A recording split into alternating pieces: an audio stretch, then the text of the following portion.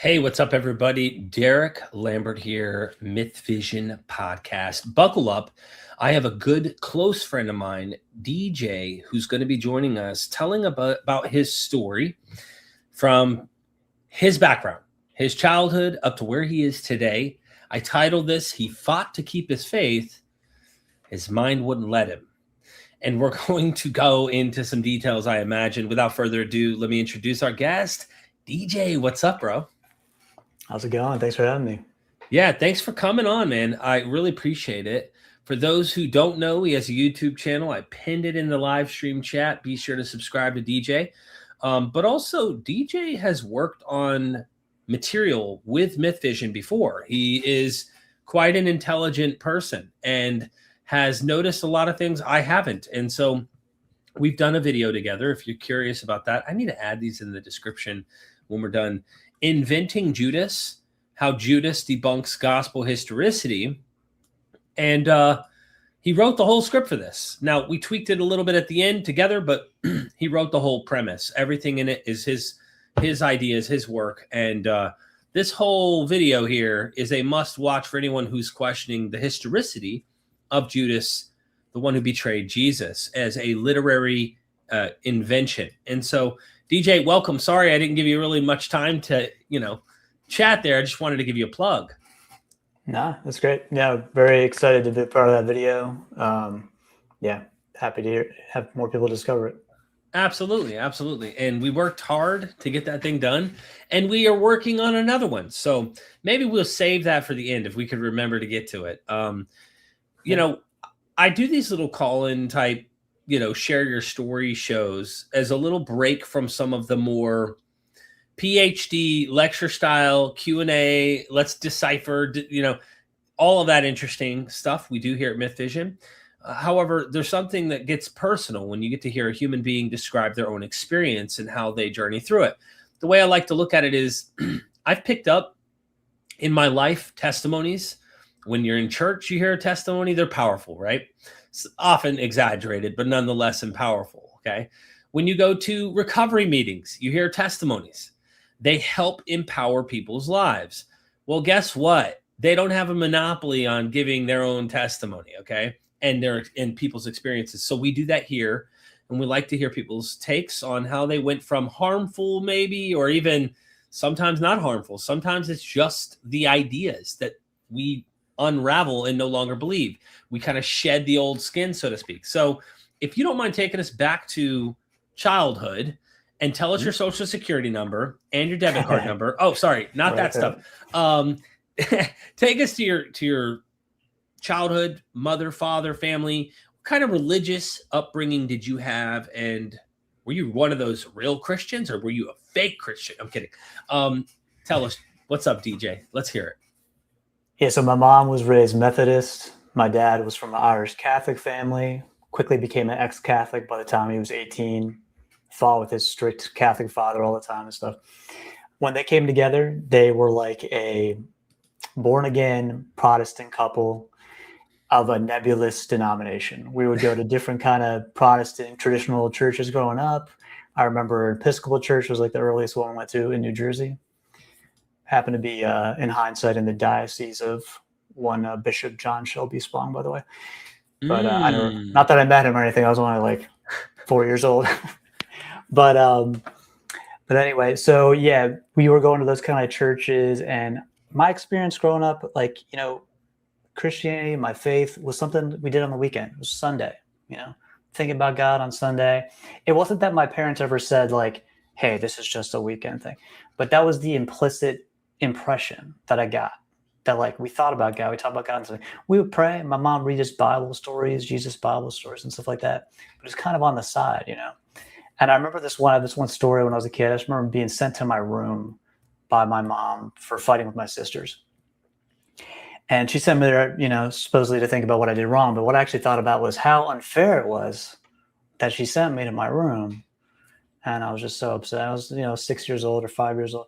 And I'd be like, wailing into my pillow and pounding it. And like, man, she'll be sorry when I run away and stuff like this, And then I would exhaust myself in like grief. And then I'd be like, oh yeah, God for some reason. I would think of God, and I remember that God exists, supposedly, right? And that's kind of emblematic of my experience growing up. Is like God was this thing on the side, and I often forgot about him. All my friends were secular, went to public school, Mm-hmm. side, and I think that worked while I was in a nice family with parents that were married and was happy. It worked for that time in my life, but that would change pretty rapidly pretty soon. Mm. What happened then? Okay. Yeah. I'm curious. Yeah. So parents got divorced about 7 years old.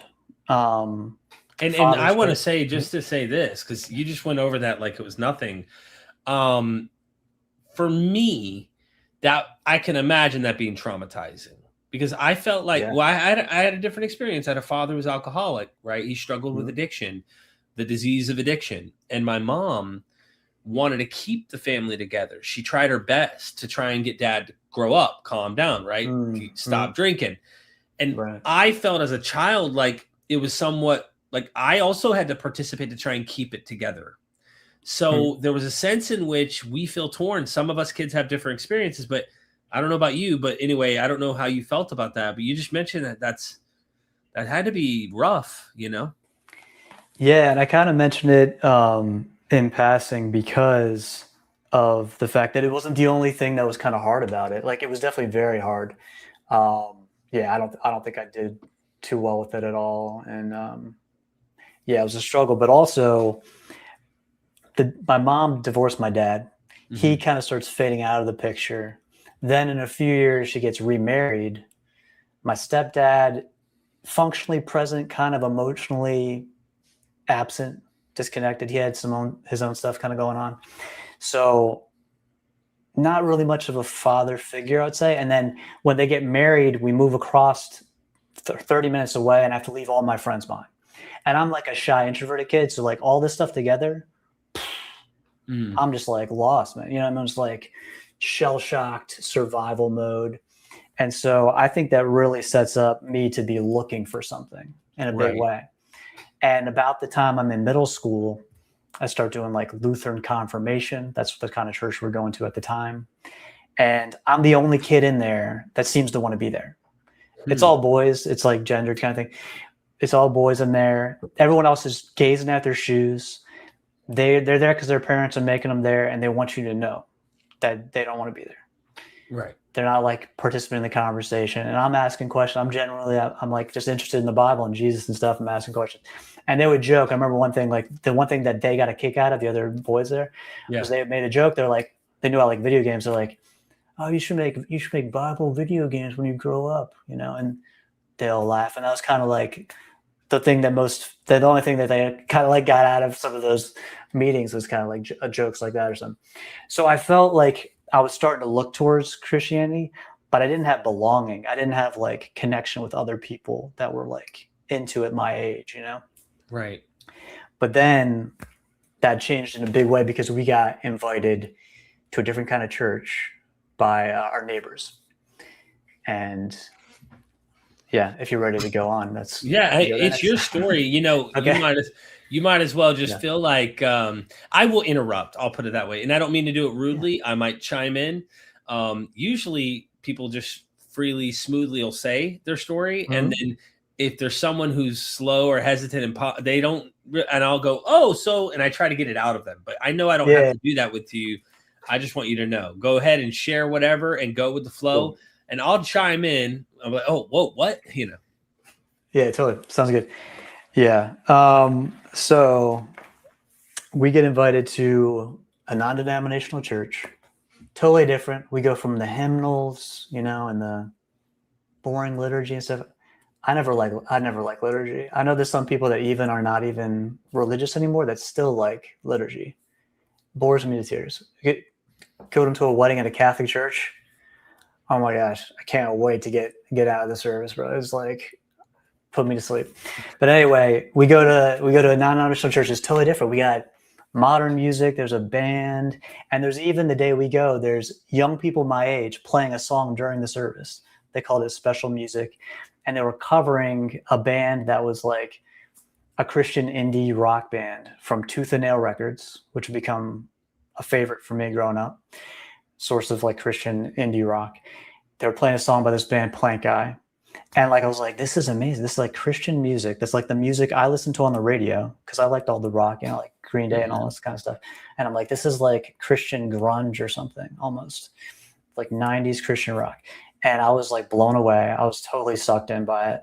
And I ended up talking to one of the guys after service who was playing in the band. He becomes like really close friend still to this day. He's one of the people who's in my wedding and all this kind of stuff, but totally changed. So like now I'm going to youth group there. I'm meeting all these other Christians my age and they want to be there. It's the opposite of before. Like all the kids want to be there. If there's an oddball out, I was the oddball out because I wanted to be there before. Now the oddball out is the person that doesn't want to be there. It's totally the opposite situation. And I go from like wearing band t-shirts in school. Now I'm wearing the Jesus t-shirts. I'm like becoming very much an evangelical, like publicly Christian, like type of thing.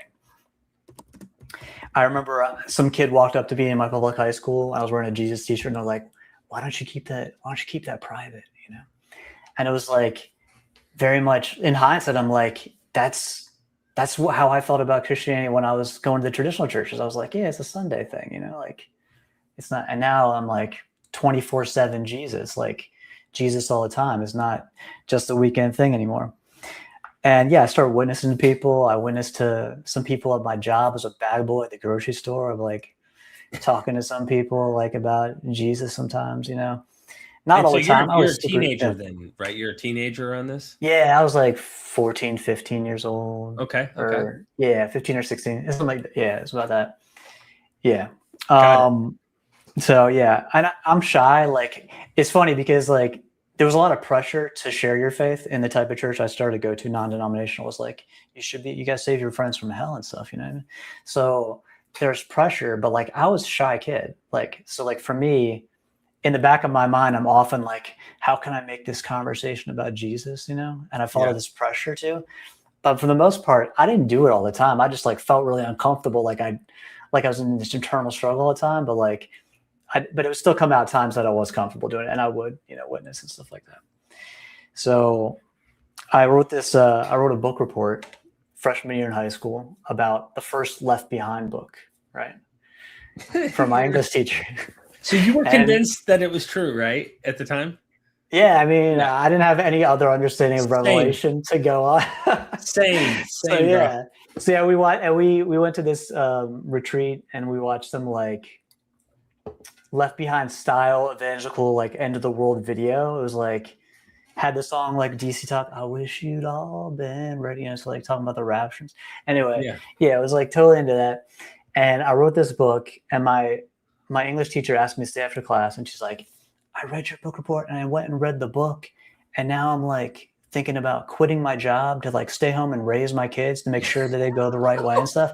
I'm like, my mind's like, I'm like, oh, I can have like this kind of an effect on somebody. I was like, it made me addicted for the rest of my life to the idea of wanting to positively impact somebody, which is how I felt about it at the time. Now I'm looking back, I'm like, that's not how I would try to do it. But like still in the moment, I'm like, oh, I can like make this big difference to somebody like this. So wow. I mean, I can't imagine as a kid, like a young kid having the adult teacher, you know, come to you and go, you've made me want to quit. Like, whoa, that's pretty shocking. Yeah. It's crazy. It's a rare thing I didn't have like experiences like that all the time, but like it definitely like stuck with me. But another thing that like really got me into the whole scene of Christianity taking over my identity was like the music, man. I started going, there were people at my church that helped put on local Christian like concerts and stuff. And so we started going to lots of shows, man. Like we go to different live Christian shows at local venues, at churches, started going to Christian music festivals. I've been to like Creation Festival in Agape Farms, Pennsylvania, like 6 times. Went to Cornerstone in Illinois, which was like the coolest because it was all like the alternative, the punk, the like heavy rock, industrial rock, all this stuff, Christian stuff like that was, you know, was like focused on there. And yeah, I just got really into the stuff. Had fun. They really did try their best to imitate secular music so yeah. much. You know what I mean? Yeah. They did a good job. Yeah. If you like Green Day, you can listen to MXPX, or if you like, they have an equivalent. Yeah, but I was into it. Yeah, and I liked it. The mosh pit, like, having experience with mosh pits was like, it was fun because like there's this Christian brotherly love, and like you fall down and people were like, "Oh, we're gonna help you up." It's all this, but it was like a mosh pit. It was, and like for me, it was like my introduction to the energy of live music, which ultimately I discovered like, okay, this isn't just like Christian music. Like I can have this experience with other types of live music too. There's just something almost like so social, tribalistic, like the energy of that with other people compared to by yourself. It's, it's different. Yeah.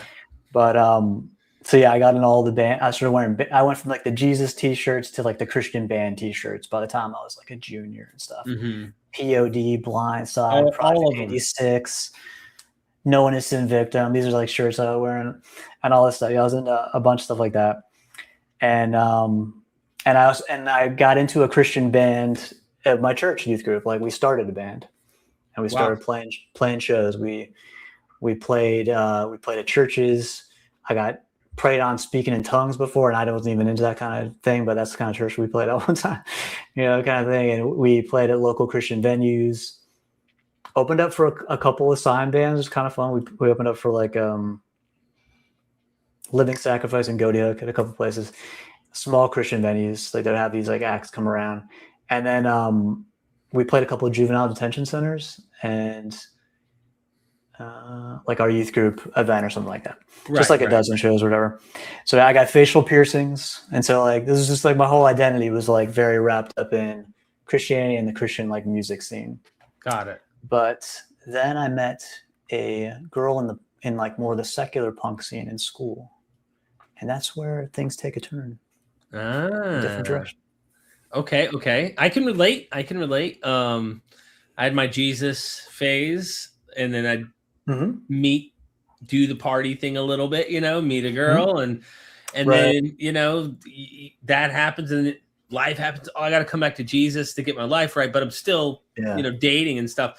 So okay, what happens now, DJ? You're meeting a secular girl, right? What's up? Yeah, and so I want to set this up a little bit. The meeting the secular girl was the final straw that broke the camel's back, but there was some other, early cracks in the foundation, that kind of were already there as well. Like, I remember when we played one show for like a youth group, some girl with a Christian blog wanted to interview me about my testimony as a Christian. And I was very insecure about it because I did not remember my conversion experience because I was raised Christian. Like my mom told me that I had invited Jesus into my heart when I was 6 years old at a private school. I only went to a private school 1 year in kindergarten. And I couldn't remember it. And I barely remember anything about my life at that age. I couldn't remember the before and the after of like, this was without Jesus. And then, oh, boom, Jesus changed my life. And I really was envious of people that had that experience, would have the confidence of like, this is how Jesus changed my life when I got the Spirit and all stuff. I didn't have that. There's no before and after picture to give me this confidence that I really know that God's made this difference in my life, right? So I'm loving being a Christian. I'm connecting to so much, and it means a lot to me. But there's kind of some insecurity about my testimony, my confidence about, do I really know? Did it really? Yeah. Is God really doing this stuff in my life? There's honesty in that, though. The fact that you're saying that, there's honesty in that. And I think that's important for someone who's listening in, because you don't always have to be the most profound conversion experience. I was so devout in every single way or else. Because all it is, what? You do all that to prove what to who? The people who are just going to say you were never one of them anyway to begin with? Like, who cares? At the end of the day, they would say that to anyone, the most extreme person. Someone could have said, I cut my arms off for Jesus because I believed in him so much. And they'd not have arms. And they'd be the most real world experience watching someone do that. You can't imagine they can't believe any more extreme than that. You don't believe as hard as they do. But the simple fact that you've held on to your still belief and they don't have arms you can then just judge that, oh, you were never really one of us. And it's like, he doesn't have arms. He literally told me, like, you haven't done anything like that. You know what I mean? Anyway, I'm just making an analogy. I'm going out. I'm telling people about Jesus, you know. Yeah. You're doing enough. So, you're doing enough to show that you were a believer. You were convinced. Right. You may not have had the most extreme, profound conversion narrative that some others did. You know what I mean? Yeah, and I feel like it's probably really common. I mean, it's obviously a goal for a lot of Christian parents to raise Christian kids, but they're not necessarily going to remember when they like became Christian. You know, I mean, it's just kind of nature of the beast for some people, I think. And then there was evolution, right? Evolution came up in school after I, biology class or whatever. And I went to my youth pastor at this non-denominational church, who would become a close mentor to me. The church became those father figures I didn't have because my dad kind of was MIA, and then my stepdad was like functionally present. This older kid that was also in the Christian band I was in, and it was playing that song the first day I went there, and like the youth pastor, they became like male role models in my life. It was significant, and I'm thankful for it. So I'm still thankful for that. And I still have good feelings about a lot of the people that I knew. Yeah. What about evolution, real quick? What kind of impact did that have on you? Because I'm only sharing my experience that I believe it was 10th grade, 8th, 9th, 10th, somewhere in that area. I remember he was trying to tell us, and he was very vocal. This was a public school teacher who was vocal about no religion needed. He wasn't a believer, and he made it clear, but he was saying you believe what you want, but evolution is a scientific.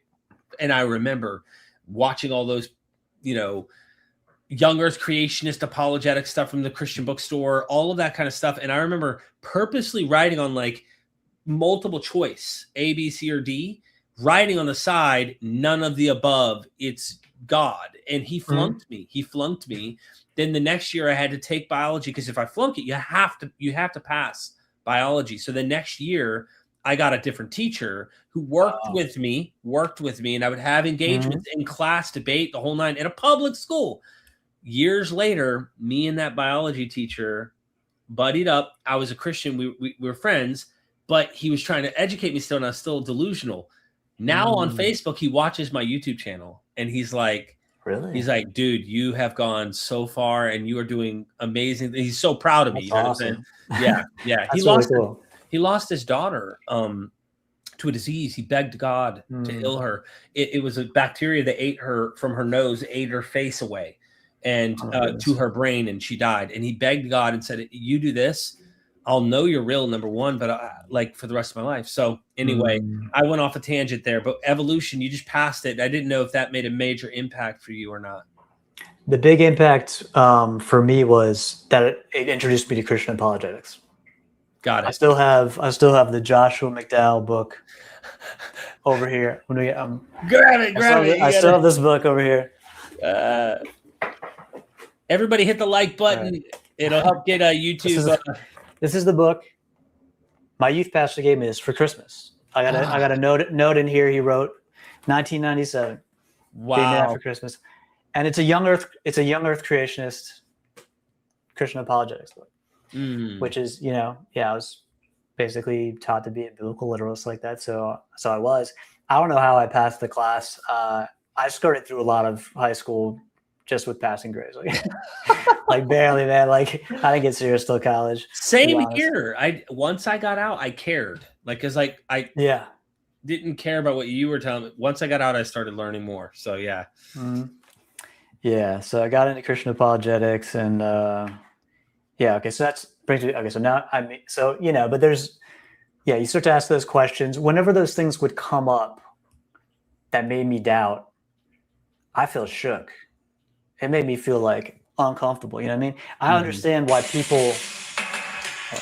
Pardon me. I understand why people.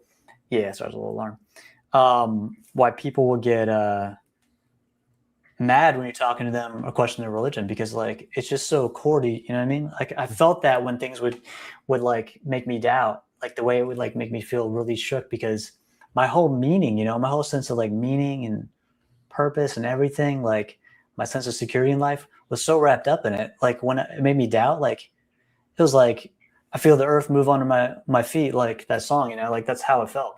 So anyway, yeah, I got into Christian apologetics because, yeah. Anyway, that'll come. I understand that. Yeah, later. I understand. Yeah. So then I meet this girl, and we start. I meet her in chemistry class, speaking of science. And we have this teacher. He's so boring. It's a periodic table elements, and like he's drones like so dry. You know what I mean? And like we start exchanging like CDs and stuff. Like I give her like No Innocent Victim, you know, like the speed metal Christian band. She gives me like Hate Breed. It's the same thing, but it's like the secular version, or like exchanging CDs and stuff, and just talking about music and stuff like that. And quasi-romantic interest may be there, like under the surface kind of thing. And then I am failing chemistry, and they're trying to get me to graduate. So I'm senior, trying to get me to graduate. So they move me to botany for the people that are having some problems over there to help get me out the door. So when I'm leaving, she's like, who am I going to trade CDs with? You know, and I'm like, oh, give me your phone number. That was like my moment to go, you know, to get the phone number. So then we start talking on the phone and stuff. And, you know, we're talking late into the night and whatever, falling asleep on the phone or whatever. And yeah, I'm interested in her, but I'm also like conflicted because she's not serious, like kind of Christian type of like that or whatever. Mm-hmm. And so me and another guy in my Christian band are both interested in girls he's actually dating this girl who's they're not Christian. His girlfriend was Jewish, and we called it missionary to dating.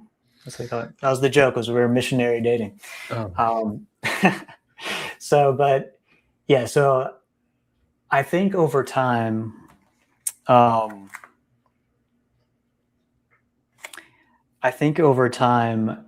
it made me in the back of my head start to question, because I felt like I was holding myself back from fully trying to pursue a relationship with this girl because I felt conflicted about it. And overall, I was feeling like, am I like just not even letting myself fully live my life, you know? And so like, they made me like question, like, is this really true? Like, and all those reasons to doubt, like, was I sure that, you know, this stuff was really God and all this stuff, it all came together. And I didn't have any answers for the apologetics. I didn't at the time. I didn't know the reason to refute this or that argument. I just started to be skeptical in a like broad, like extreme kind of way. Like I'm just like, how do we know anything? How do we know anything about history? How do we know the Bible is really true?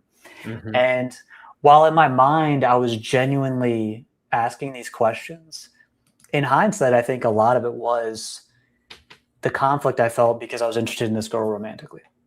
Like straight up, you know, like lust conflict. You're concerned about lust, like a sin. Right. Like like whatever it would mean for me to pursue like a romantic relationship, like things that I'm not supposed to do as a Christian. Right. And so there's this tension. And I think that drove me to ask questions. And I get to the point where I just decide, you know, I pick up some atheist book in Borders or something, and it's like kind of very skeptical about history, and I'm just like, yeah, how do we know anything at all? And I basically end up like getting to the point where I'm not believing, and I decide to walk away. So how old are you? 19 years old. You're 19 when this happens. Yeah. So yeah, okay, go ahead. No, go ahead. I was just gonna say the reason I went to kindergarten at a private school was because I was held back. I didn't pass kindergarten. I must have struggled with the alphabet or something. I don't know, but no judgment. No judgment. It's I'm just curious. I think it's funny. I actually think it's kind of funny. So I was 19 my senior year. I would have been like 18, you know, but I was 19. Yeah. So this is interesting. You're 19 and the internal kind of world there's just some conflict happening between the beliefs you're told to believe and your natural inclination. And somehow you just felt you were capable of actually looking behind that door. I wonder if it was I'm wondering, what do you think it was? What do you think it was that allowed you to do something like that when you were already in the faith? Was it just not overly strict on you? Maybe do you feel, I don't know. What would you say? Well, it did not go well. which is the next part, right? But Ah. yeah, no, I was able to. Gosh, man, I think the power of teenage hormones. I don't know, you know what I mean? Like, Mhm. what to attribute it to other than that being a major part of it. But also, yeah, I had some other reasons for doubt, you know, and I was kind of late. It wasn't until like my freshman year in high school that we started going to that non-denominational church, you know. So that's when like that type of Christianity really started to sink its teeth into me. So it It wasn't wasn't, in your formative years, it was later, and you also still loved secular music, so there was a sense in Mhm. which you still were able to keep some of the Yeah, world with you when you went into this evangelical style Christianity, and yeah, then add to it, I'm trying to piece it together and agree or disagree, you know, then yeah. add to it this purity culture kind of mentality that they're kind of Mhm. shoving down your throat, you hit a wall. Mhm. Yeah, and I also, even the non-denominational church I went to, like, was almost not that far from like the way I was raised, where like so much of my life was secular, you know, and there was like a secular sacred like dichotomy, you know, Mm. wasn't thinking about God most of the time. And so even in the denominational church I went to, like, we would look at other Christians that were like, God told me to do this, God told me that, but like we thought they were woo woo. We were like, you're super spiritual. That's what we said. We say they're super spiritual. And it was a condescending like insult that we were like, they're too presumptive that they know what God's telling them and all this kind of stuff. And Right. so we were more like, you know, I don't know, like it was like the miracles ended, right? We didn't believe in speaking in tongues, all the gifts of the spirit anymore and all this kind of stuff. I was in that, and it was, you know, and I had all those years where like I wasn't attributing God to all these parts of my life. So I almost feel like that made, in some ways, the ways it had its teeth in me and the ways it didn't kind of defined it a little bit. Right. It made it a little bit easier to walk away. Huh. So you walked away and had no interest in the Bible, Christianity, religion. And you just walked away permanently and became a secular rock music listener, and that's all you did for the rest of your life, I Yeah. suspect. Oh no. Oh no. What happened? So I'm sorry. Yeah. So walking away was really hard, right? Like saying goodbye to people was really hard. Broke up the band. Had to break to them that I'm not a Christian anymore. I had to Dairy Queen, you know, and we're like, well, we were like explicitly about being in a ministry, so like that was over. Talked to my youth pastor, tell him, and he tried to convince me a little bit, and he was like, and then he like kind of like released me to the devil. He didn't say that, but it was like, maybe you need to do this. Maybe you need to walk away. Maybe that's what you need to do. And it was hard. It was uncomfortable, you know, type of thing. And then like, you know, there was somebody I was really close to. And one night we were watching a movie, and they asked me, because I must have made some comment. They're like, "You don't believe in Jesus anymore?"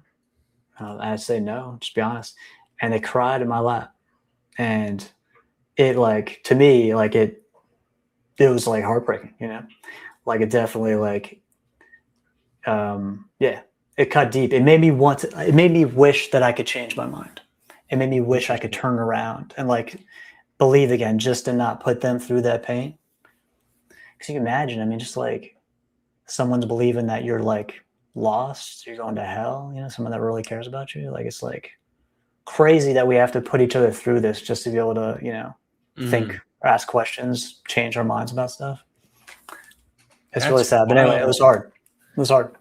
Yeah, that's wild. Yeah. I know what you mean.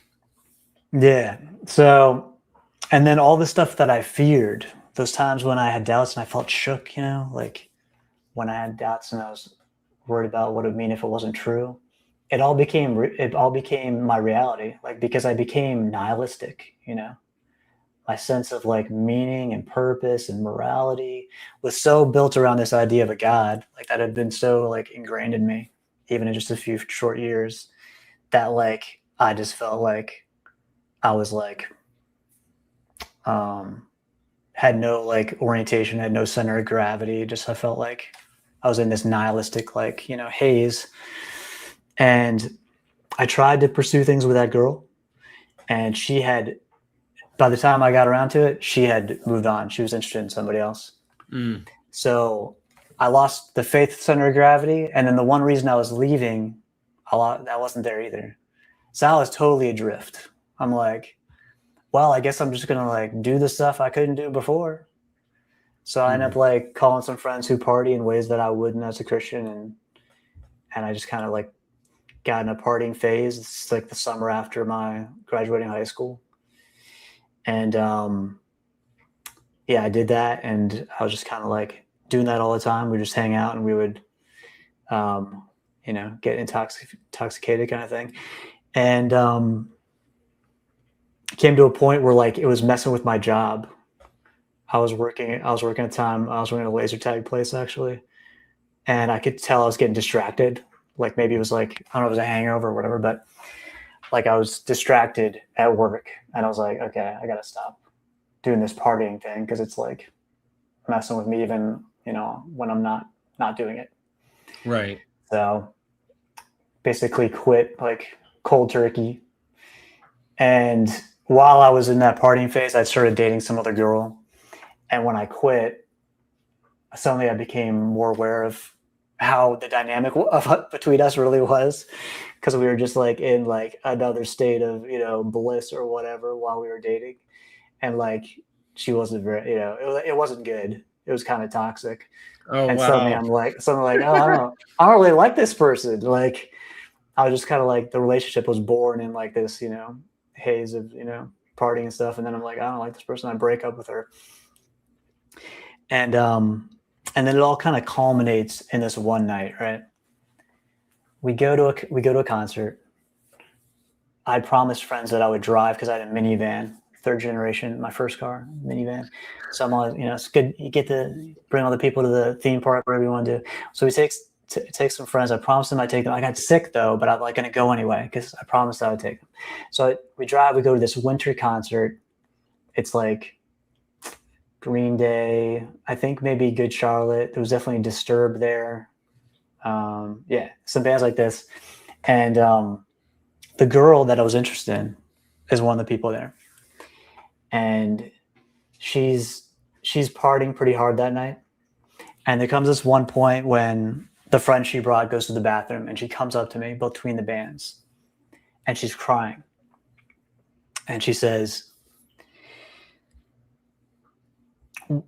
we used to talk more, and when we talked, I didn't have to do this to myself. Like, I didn't have to do this. Because she was just like partying really hard, and she was kind of messed up, you know? Mm-hmm. And she was upset about it. And she was like, when we used to talk, like, I didn't have to do this.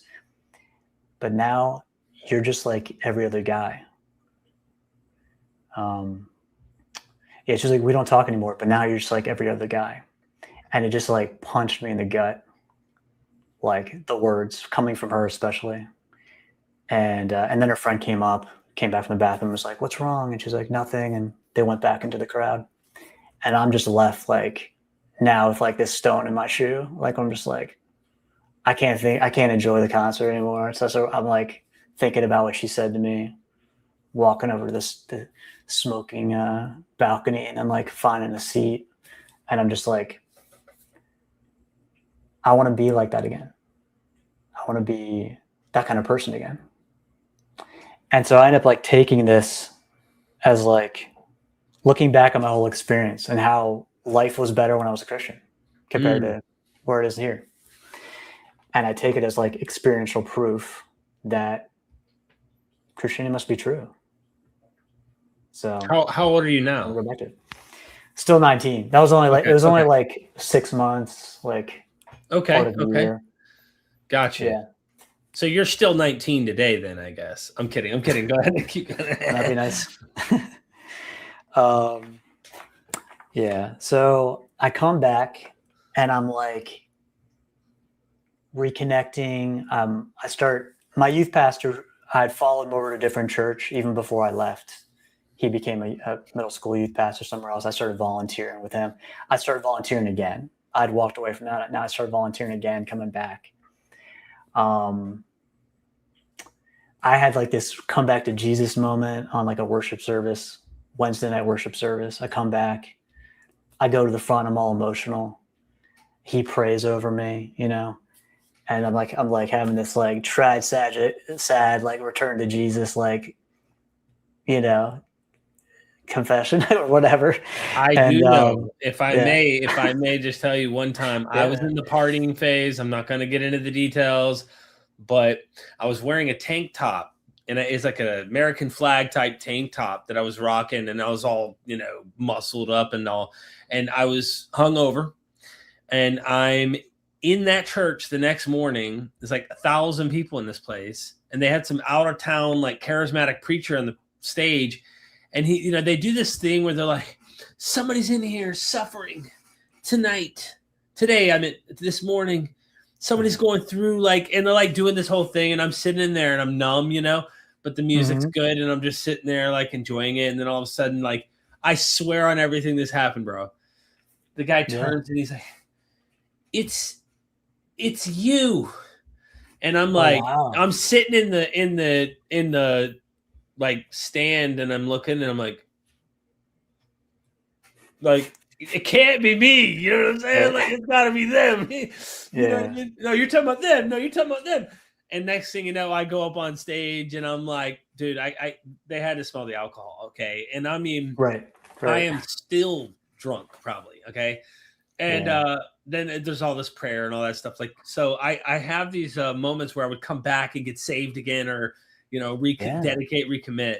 So you're not alone in that. You're not alone in that. Yeah. So many of those times I didn't go up, but that time I definitely did, and there were other times too. Yeah, just make sure, man. I just, how many times do I have to ask Jesus in my heart before I'm sure that I really did it. I was really the right age, and this time I really did it. Exactly. So, but I came back and I was like, what happened? Like, what happened before? Like, why did my faith implode on itself? I'm trying to figure this out. And I end up spending all this time at a Christian bookstore. I'm just looking for answers, reading books, sitting in the aisle, just devouring books. And I'm just deciding to get a job there. So I start working at a Christian bookstore. I did too. Did you? Yes. I worked there for 5 years while part-time finishing college. And and so I start finding some answers.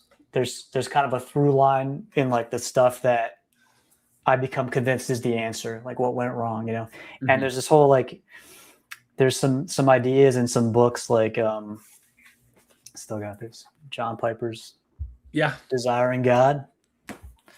I got some John Eldredge's books as well. I got some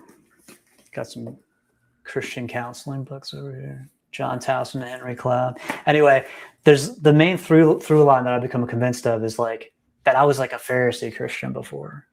There's this idea C.S. Lewis shares that Piper talks about of a virtue of self-denial as an end in itself. You're supposed to deny yourself, but he's saying, no, you're supposed to deny the thing that your desire is not really made for to get the real thing your desire is made for. And this kind of thing. And God really wants you to bring your desires and live out your desires, but live them out in the way that he had originally intended desires to be before the fall and all this kind of thing. And so I become convinced that this is what happened. I was trying to suppress my God-given desires instead of trying to live them in the way he meant, he intended. Now, I don't know if this really would have helped me before, but at this point in my journey, I've become convinced this is what happened. This is the problem. Right. This is the answer. So, and so I just become very radically into authenticity as a Christian and buy into these ideas, very Pauline, the maximal freedom, and authenticity, oh, my desires are actually God-given, and I have to be authentic, all this putting on stuff is cleaning the outside of the cup or trying to do stuff. No. God, and Wayne Jacobson's another influence for me. Love, God's love is going to complete everything in you that needs to happen. You don't have to try to do it. You just authentically live out the transformation that happens. So I become super radically authenticity as a through line, and I think it was the problem. And I'm really excited about my Christian faith again. I feel well adjusted in it, and I want to share it. I become interested in evangelism, And that is about to lead to a really ironic turn with where that goes. Okay, I'm on the edge of my seat at this point. I'm thinking, okay, we're getting somewhere. So I sit down and I'm trying to figure out, how do I share this understanding of Christianity with people? And I'm thinking about secular people.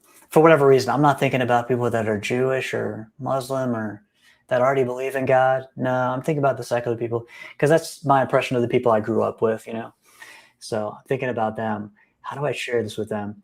And I start trying to like map out how God is like inviting us in Christianity to start live the life we were made for, And so like people have these God-given desires, and I have to show them how Christianity is the real way to like get what you really want.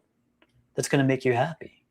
And so I'm like, well, how do I meet these people where they're at? Like, how are they trying to meet these desires right now? And I'm like imagining like, oh, it's maybe they don't pray, but they like reflect or they journal and I start thinking down these things, and I think about morality and meaning, especially, and purpose. When I think about those, it's a big surprise for me, because these Christian books I've been reading have been kind of like convincing me of things that are more like genuinely from the ground up, like not just like doing because God says so, whether I feel like it or not. Like, no, like genuinely kind of like because I want to, and because it's actually more fulfilling for me to do this. And now, as I'm imagining a secular life, I'm imagining, oh, they could still have these reasons to want to be a good person. Oh, they could still have this sense of, you know what I mean? So the sense of meaning. And so I'm shocked and surprised that as I'm imagining this with an evangelistic intent, oh yeah, I could have a really meaningful life as a secular person. If I stop believing again, if I ever do, I'm going to be okay. I'm not going to be like a nihilist again. And it's like a profound like realization for me that I do not expect. Yeah. So this this really sets up me totally changing how I question things or what I do when I have doubts again later, because I used to always think that people that saw things differently must be trying to reject God, run from the light, suppress the truth, because they want to sin stuff.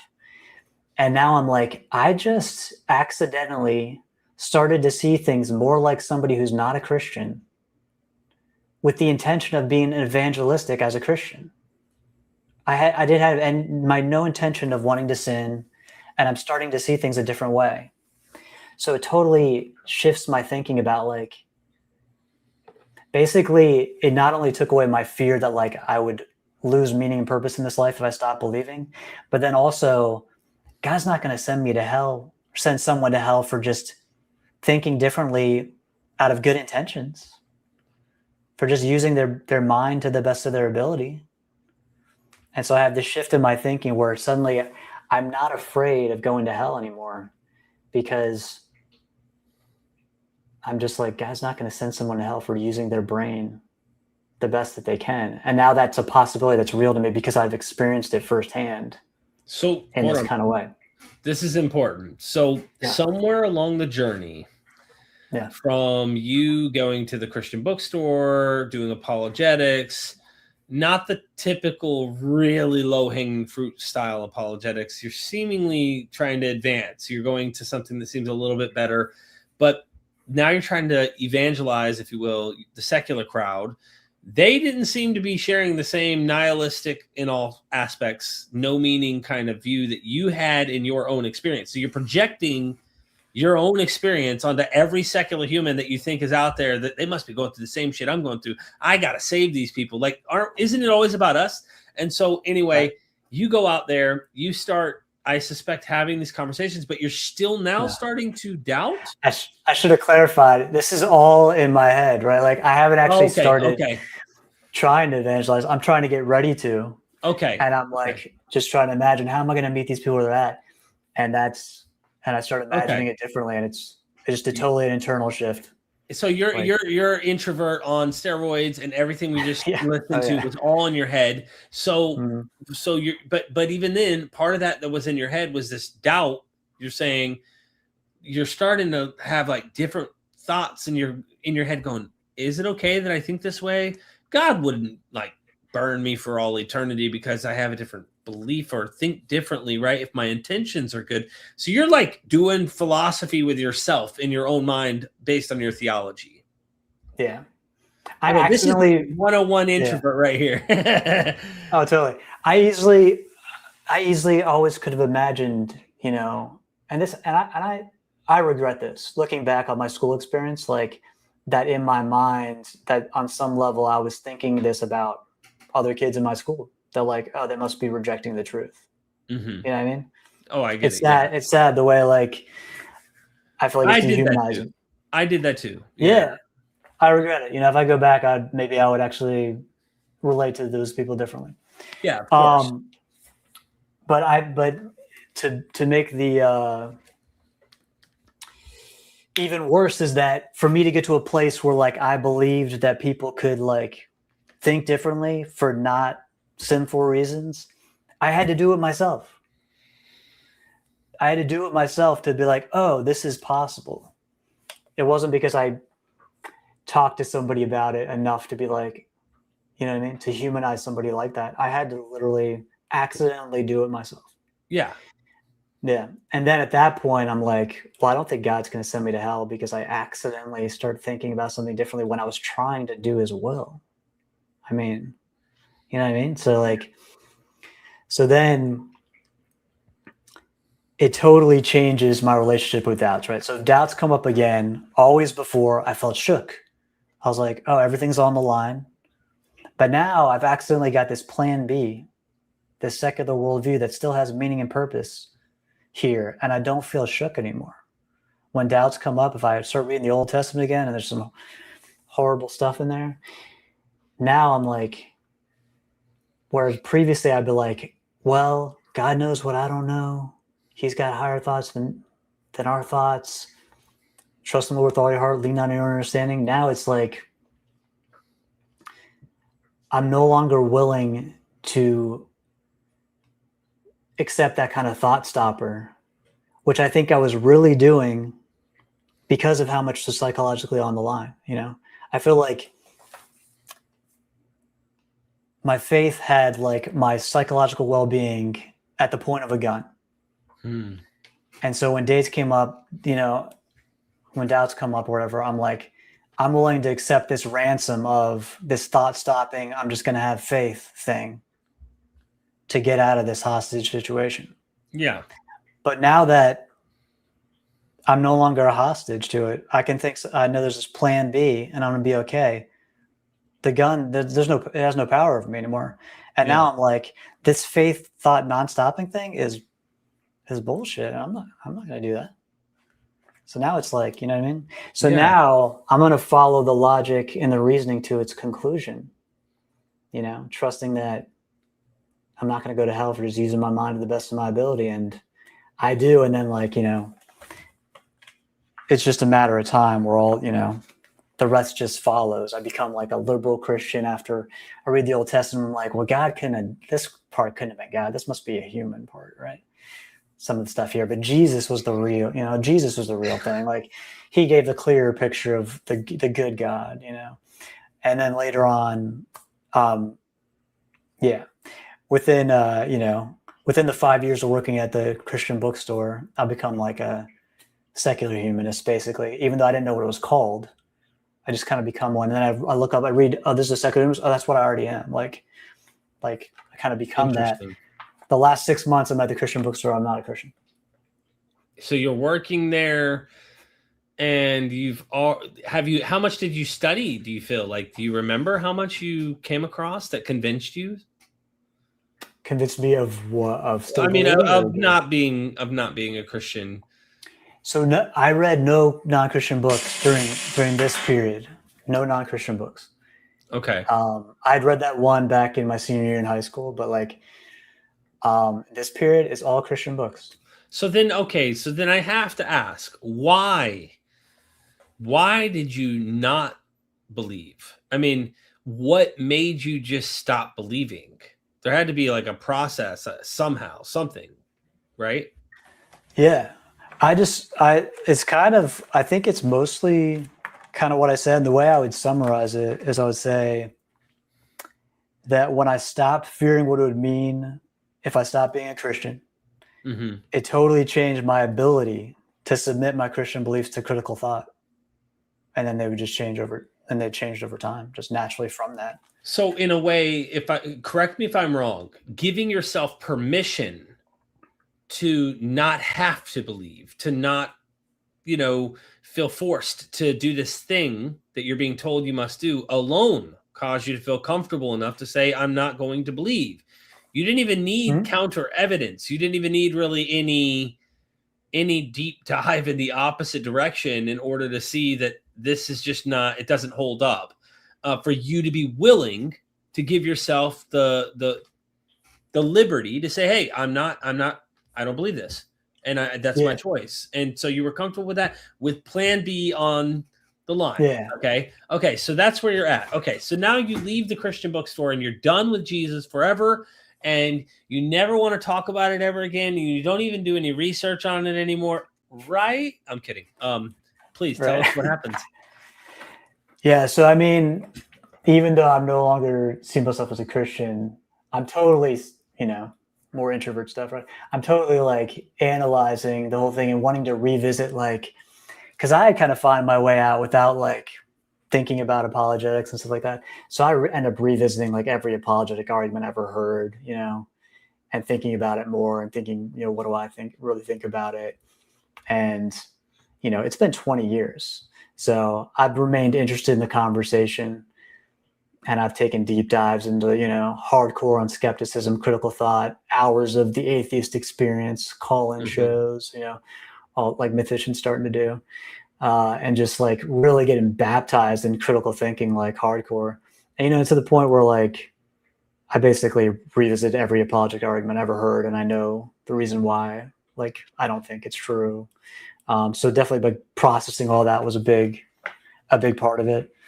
How many years go by with that? Like, would you say, how old were you when you were leaving the bookstore, and then all that you just described? That's got to be years, I imagine. Yeah, definitely. I mean, I still like that stuff. I still watch those things, type of call-in shows. Of course, of course. Sometimes, and I enjoy it. So it's been an ongoing kind of journey and process, and I've remained interested in it and kind of like supportive of it as like part of that community and stuff, like, that kind of thing. How old were you though? How old were you? Oh, when I stopped believing? When you left the bookstore, when you left the Christian bookstore. Yeah, I was like 26 and a half. And that half, got that half in there. All right. That's how specifically I'm analyzing. You remember. Yeah, and so it's almost been like 20. It's been about 20 years since. Wow. Since then. Yeah, I'm like 45 now. You do not look 45, by the way. Just so. Oh, thank you. Compliments to you. No, seriously. You found the fountain of youth. You want to know the secret? Tell me the secret. No kids. I don't have any kids.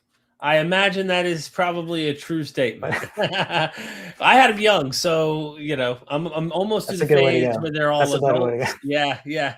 If I have them now, they're going to take me to retirement. You know what I mean? For sure. If I can afford it. Yeah. So what has been your experience since leaving, and the research you've been doing, and what has it done? Just has it just, I don't know, made it more, you kind of hinted at it, made it more obvious, but now you're studying it, you're really diving deep into the critical aspects. Yeah. Before I mentioned that, one other thing is, I got to tell you, like the cognitive dissonance that I felt when I had those Christian doubts, when I doubted something I believed, man, it's been good not to have that. It's been 20 years and I still question things that I believe, but like, I think when you have like bottom up, like kind of values, and it's not dependent on something you believe about the objective world, your center of gravity is just not threatened by changing your mind, And I just feel like the truth has set me free from like the cognitive dissonance. Is just was an uncomfortable way to like feel when you're just trying to question something you believe, So for me, it's like looking back 20 years, like I'm just thankful to not have been experiencing that anymore during that time.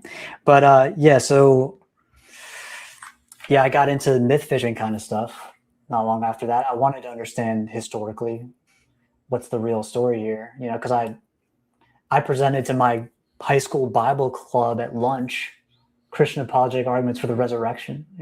Yeah. So like, I want to know what's the real story, and I ended up getting into stuff that's of the MythVision vein by reading some John Shelby Spong books in like Borders. A couple of them where he gets into a lot of like the intertextuality, typology, whatever you want to call it. He calls it midrash, right?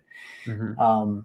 A lot of that kind of stuff, and it blew my mind, and it was amazing. I mean, having your mind blown like that about something you've seen a certain way your whole life, and suddenly it's like, whoa, this is what's going on. It's like, and it's also like, it's romantic to me, like digging into like it's like Indiana Jones, it's like National Treasure, it's like you're digging up like buried treasure, and also it's like forbidden history. I mean, it's like it's very enticing and romantic. So I do like, I've enjoyed digging into.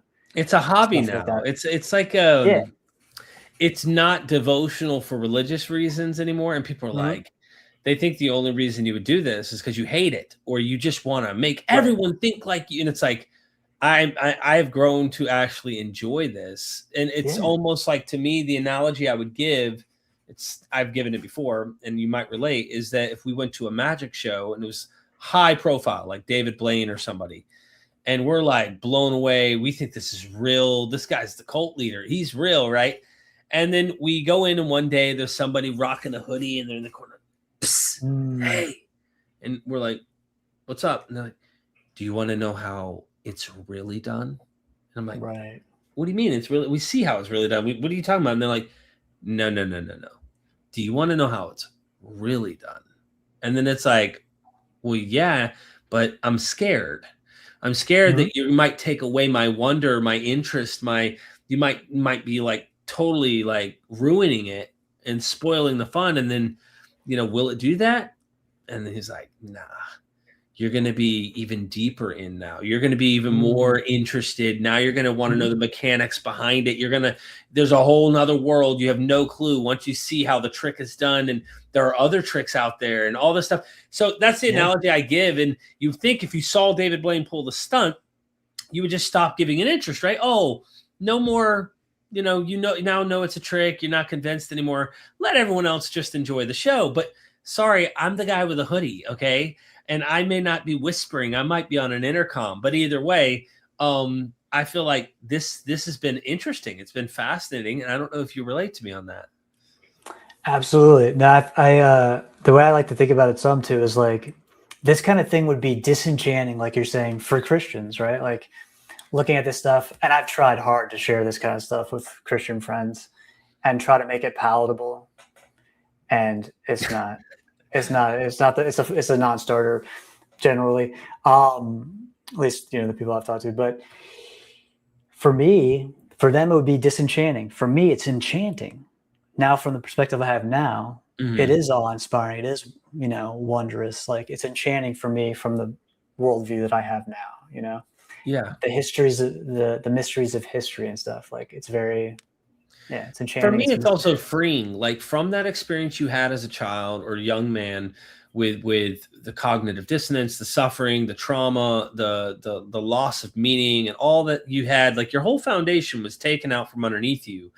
And you never want to feel that way again. Well, there's a sense in which you're also doing this to reassure and to understand, like, am I really, at least initially, like, am I on the right track? Did I make the right decisions? But then eventually it's almost like I know enough now to know that I can't go back to that, but you've fallen in love with it in a sense. And now you're like, okay, this is interesting just in and of itself. It fascinates me. I look at it too as like the claws it had in me that may have caused both positive and negative effects. I'm interested in evaluating this stuff because I'm kind of fascinated even just with how the mind works from a scientific angle to go, why do humans believe this at all? Why did I, as a poor kid, just like, how did I end up in this? How did I even come to think this was the case? I was a fish born in water, and just nature took its course. And how did I one day start going, hold on, I'm in water. Hold on, I'm an amphibian. Hold on, or I'm a fish, or I'm a, whatever creature I am. I'm now self-evaluating the existence I have and the thoughts I have about the belief system I have. Like that was not something I ever did. It's kind of nuts, man. I'm not going to lie. Like, It is. Yeah, you're reading as like a history. You're doing like a textbook, history textbook, right? The way you're taught to read it, and now it's like, wait, this is like totally different. This is not even the right mindset at all. It's totally something. Well, think about it. Like, to me, it's like even factoring the science, right? If we were in the ancient world, we watch someone who just can't stop drinking. Okay, we watch them literally dissolve in front of us. Their whole life is in shambles. They die of alcohol poisoning in the ancient world. We think they're controlled by a demon. Why is this person not listening to the words coming out of our mouth? Stop doing this. Just quit. And we have no awareness of what's going on in their behavior, what's going on mentally, scientifically. We don't understand all that goes on to this psychologically, trauma that may have led this person to go down this path. And so I look at it like we didn't understand. We did not know. And I feel like we're just now blindly touching some of this stuff, even now with our advancements. Okay. And I feel like we have enough with the science we know now. We can look at this and understand and evaluate religions in a way that I think we can better understand why these experiences, why these things. And I'm actually interviewing a scholar next week, a neuroscientist named John Wathy. He goes by Jack. He has a book called The Phantom God. Did you ever watch those episodes? No, I don't think so. Where he unravels this idea of why we came to believe in God to begin with. And it's a neurological thing that goes back to when you're an infant in your mother's womb. You literally are wired by your mom. Mind you, without her, you have nothing. She is your deity, okay? You have to understand that we are little sponges, even in the womb, all right? As we grow up in the first formative years of our lives, 5 to 10 years, we're absorbing everything, but we're also highly dependent upon other agents that aren't us in order to even survive. And so that's why when you grow up beyond that and you're asking for this higher power, this being to care for you, to take care of you because mommy and daddy are no longer there, there's a psychological factor as to why we're wired to expect an agent out there, because when we're babies crying for milk, mommy could hear, they're wired also to hear that noise, to bring you the comfort, to give you the food, to nourish you as a baby. And so your whole existence is wired for the worldviews that have evolved naturally, we call religions, in order to make sense of the world and the perceptions we have about deities and everything. That natural perception for me is mind-blowing for me. And it goes even further. Yeah. Because he factors in the phantom limb as an experiment to point out how this works. We all know the experiment, or most of us. The arm, you put your real arm behind the curtain. They put a fake dummy arm in front. They take a feather and they pet both arms, the fake and the real, at the same time. Your brain connects to the fake arm. It's not even really tied to you. There's no actual connection between you and the plastic arm sitting in front of you. But because your brain is visually watching that arm while your real hand is mimicking that behavior, then they stop touching your real arm. And all they have to do is touch the fake one, and you feel the touch, but you're no longer being touched on your real arm. Wow. That's when they take the hammer and then they hit the hand, and they're like, I didn't hit your real hand, but you felt the hammer hit you. Well, there's so much involved in this that I'm just sitting here like, I was just a fish in a bowl of water and didn't know that I was in water. I didn't know that I was in a bowl. I didn't know that, those are pebbles. I'm self-evaluating the world we live in through a natural world. And it blows me away how much we don't know and how much we start to learn more about it, that I wonder if we can discover the magic trick and kind of look behind it and see why humans believe, why we do this from a natural evolutionary standpoint. That's kind of like what fascinates me, Yeah, I love like evolutionary psychology. It's really interesting to me. I don't know if there's ways to prove that or how that works, but a lot of it seems compelling to me, like things like the hyperactive agency detector type of idea. And it's something that is part of my ongoing journey too, that's made me look at some other things too. Like looking back at my journey, I'm like, I needed more than just to become an atheist, because that's what I did at 19, right? I was an atheist at 19. I just also happened to be a theist about human values at the same time as being an atheist. So the way I think, I'm like, I was a broken theist. You know, I was like, Nietzsche described when he was like, you can't just take the God out and leave the Christian value system in place. It'll like collapse in on itself. It's literally what I like experienced at 19. And then when I came back, I accidentally developed a more bottom-up humanistic like values, you know, between these Christian books and like imagining things from a secular perspective. Now I kind of like find myself being replacing the values too. So it's like, and then I'm kind of ready for maybe the atheism part without like becoming a nihilist again. Yeah. But now the other thing I think about, other than like, for me, I think about my worldview as like truth, love, and imagination. So like truth is like the skepticism. I'm trying to understand objectively what's true. The love is like empathy, the humanistic, like human values, bottom up values, not top down authoritarian from God values.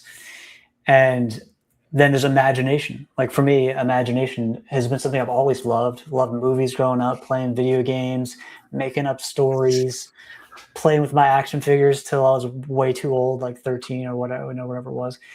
And I love the human imagination. And like, I think about things like, I think the reason we need science is because evolutionarily, we're not like really good at objective truth.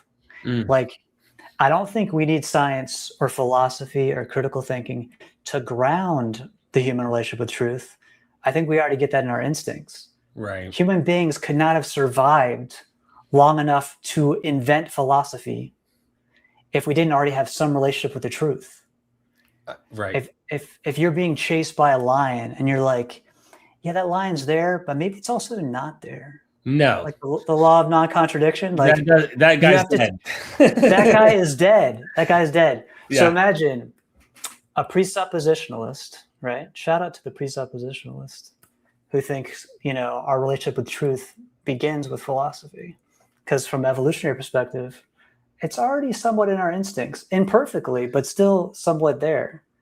Now, if a precept like went back in time and is talking to some Neanderthals, like, I noticed you're using like this, using some utensils to like cook over the fire so you don't get burned.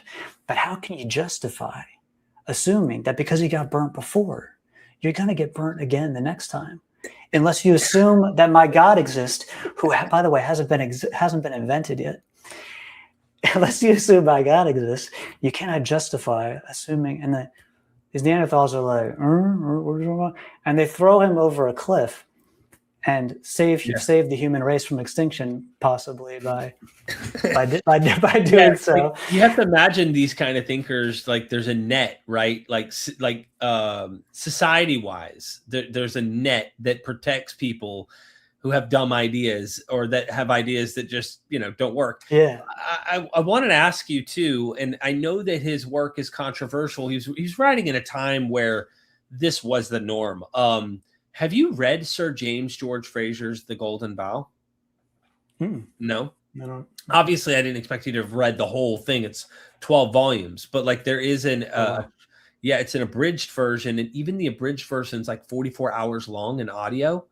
It's ridiculously long. Wow. And I listened to it while I drove across the country from Washington State to Florida. And there is something about it that even today, anthropologists still, they don't agree. Like, mind you, it's like 120, 130 years ago. But he had this idea about the history of how things worked on Earth with humans. And that was, we went through a magic phase. Then we went through a religious phase. Then we got into the science phase, the scientific era. He thinks that this is the best era. We have ways to actually test and like make sure we're not making up stuff. So in the book that I read, and I heard that the raw actual 12 volumes has more problems in it in terms of there are ideas in there that come from the 1800s that aren't nice, calling people savages, things like that. But he points out that magical thinking was what reigned the day. There were two forms of it, sympathetic and homeopathic. And ultimately, I believe sympathetic is, if it looks like it is connected, like if it looks similar, it's connected somehow. And then homeopathic is, if it comes in contact, it'll always be connected. So no matter how far you take it away, it's connected now that it's come in contact. So ancients believed in two forms of magic on a regular. And I'll give you an analogy that he gives in the book. And he gives, when I say hundreds, that's the truncated version. There's no telling. He might have given thousands. I don't know. He gives it, and it's really exhaustive, it feels like. It's so much material. You're like, what the hell do I do with all this? So in one case, he points out how some of the natives that were here, First Nation natives, and the stories that they tell is they would go fishing. What they would do is they would observe trees to see which tree was getting pecked by birds the most. Okay? Oh, wow. Pecked at. Like not just landed on, but pecked at. Because they had a belief, and you'll see the connections here in just a second, how ancient humans thought about connecting things, pattern recognition. They saw trees that were pecked at by birds. They went and created fishing poles from that wood, believing that if birds were attracted to that wood and were pecking it, then the fish, which will be going after the bait that's connected to the pole, will peck at the bait. So the belief was, if birds will peck at this wood, then connected to the wood, we have our bait. The fish will want to be, they'll gravitate and they'll go for the bait, right? They're fishing for. Another analogy they give is like jaundice. A child is born with yellow jaundice in its eyes. So they believe yellow in the eyes can be extracted by finding yellow leaves, yellow hair, yellow, you name it, and they can create like a potion. The shaman would craft a potion from yellow to help get the yellow out of the eyes. Okay.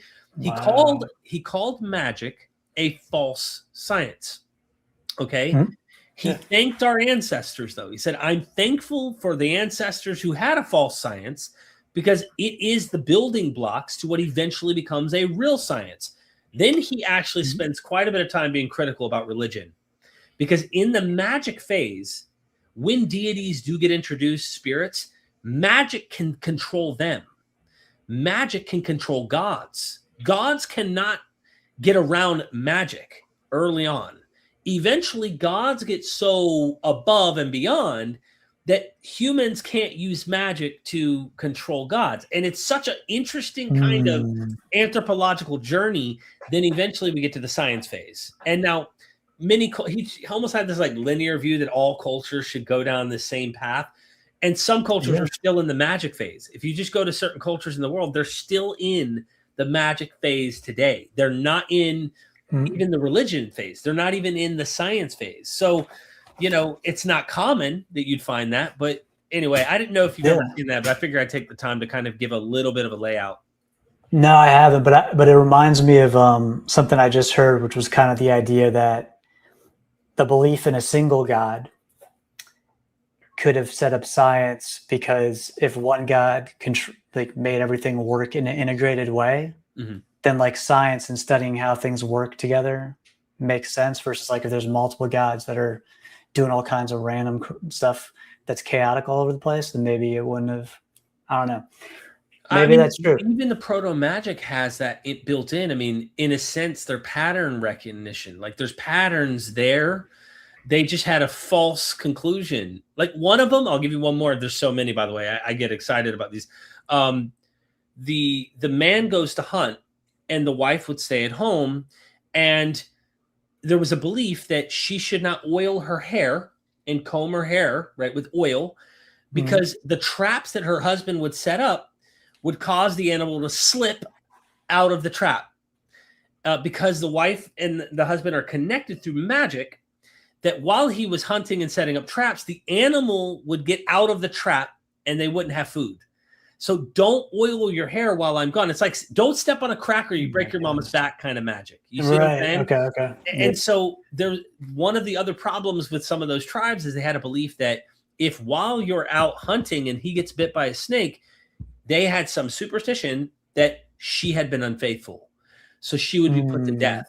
So if he was out and got bit by a snake, that was her life. Poor woman that did not have any say and had no, it was just believed that that was like an omen, that if he got bit, she was being deceptive and did something behind his back. I mean, that's just probably one example of one culture, and like, but it's interesting they connect things that may not be there, and then someone starts connecting things and sees that they are there. We see that with the pre-Socratics. We see how intelligent they were. They were very scientific minded. They do start to gravitate toward the one idea, maybe to try and make it make sense.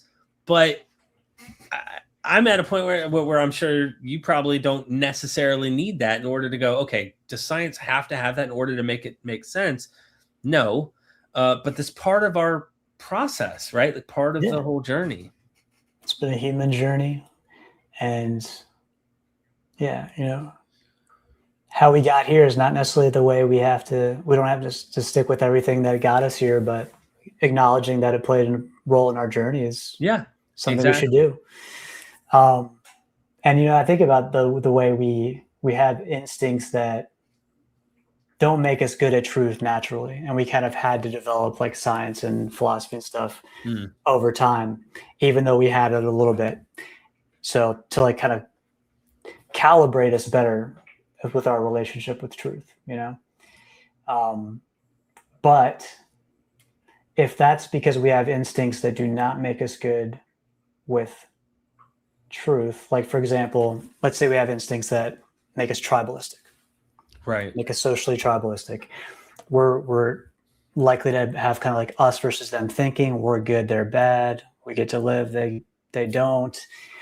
And also susceptible to things like we're all going to agree to each other more. Maybe we're susceptible to like propaganda, and that doesn't help us in the truth game, but it might help our group be cohesive and survive, which has led to so if we have these instincts that are not good at truth, as well as some that are related to truth, like memory is a positive one, right? Like why did they want to not get burnt by the fire again?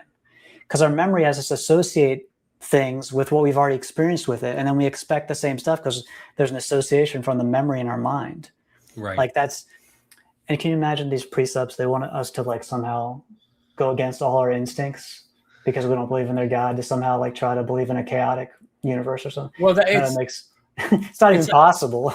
Yeah, I think that, again, it's a weird thing. Like even hearing Christian apologists that I've seen online say, well, if this isn't true, I might as well go murdering. Like David Wood, right? He said this on record in his debates with Matt Dillahunty, for example. If Christianity isn't true, I might as well go be the murderer that I am, and do the evil. And I'm like, dude, what? It's to me, it's just so weird. And that kind of gets to your point about like, if it's not true, I should go do whatever I want. And that's the thing. It's like, you want to do that? Because I don't want to do that. I don't want to do these things, yet I don't buy your precept. I don't buy your position at all. You know what I mean? I think people are, because of living for what this other being wants in their mind, they're not familiar with what they would really want. They just don't even, you know what I mean? Like, and like, it's strange that I don't find it weird because of my nihilistic phase, where like, I get it. I kind of get it. I don't remember ever saying something like that to somebody, but I think it's also like an argument they're making, they're trying to push the point, but I've heard it to my face. Christians have told me that to my face, and it doesn't make you want to keep talking to somebody. I don't like, oh, you want to kill someone? Like, this is not good. The other problem is that a lot of people who are raised in the Christian church don't really have knowledge of an alternative. That's all they know. Right. It's the water that they breathe, right? The fish in the bowl. They don't know. They're wet. And then apologists kind of take advantage of that if they have heard 100 arguments from people who are sophisticated and have philosophized and recognized you don't need to ground this in a deity in order to be good. The Euthyphro arguments come up, all sorts of interesting things. And you'll notice most people don't know those arguments. You know what I mean? They don't know how to reason ethics apart from that idea. And so it's very difficult. They fall into traps you're describing. They think there's nothing, there's no reason to have it. And you know, there's ways in which you can recognize these things and get better educated. Real quick, Scott Fraser, 250. Thank you so much for becoming a member. I don't know if you're in the live chat while we're here, or if you just are randomly checking out one of my prior videos on MythVision and it just notified me in the middle of the stream that you just became one. Thank you so much. Appreciate you joining in case you see this. Have you read The Believing Brain? No, I have not. Michael Shermer wrote a book called The Believing Brain. Fascinating book, in my opinion. It's another one of those sciencey types. And there was this guy in the 70s who got visited by a UFO. Now, UFO then, at the time, wasn't like today. Now they've shifted it to just be unidentified object. Now they have some other term that they want to use, professional for this. But he had been visited by an extraterrestrial, a real being, right? I'm couching these terms of what he says. Right. And in the book, Michael Shermer walks you through what happened. It's fascinating. So for like a decade or two, like this guy is like, he is fully convinced that somehow they spoke to him, all right, at night. He's in his bed. He has an experience.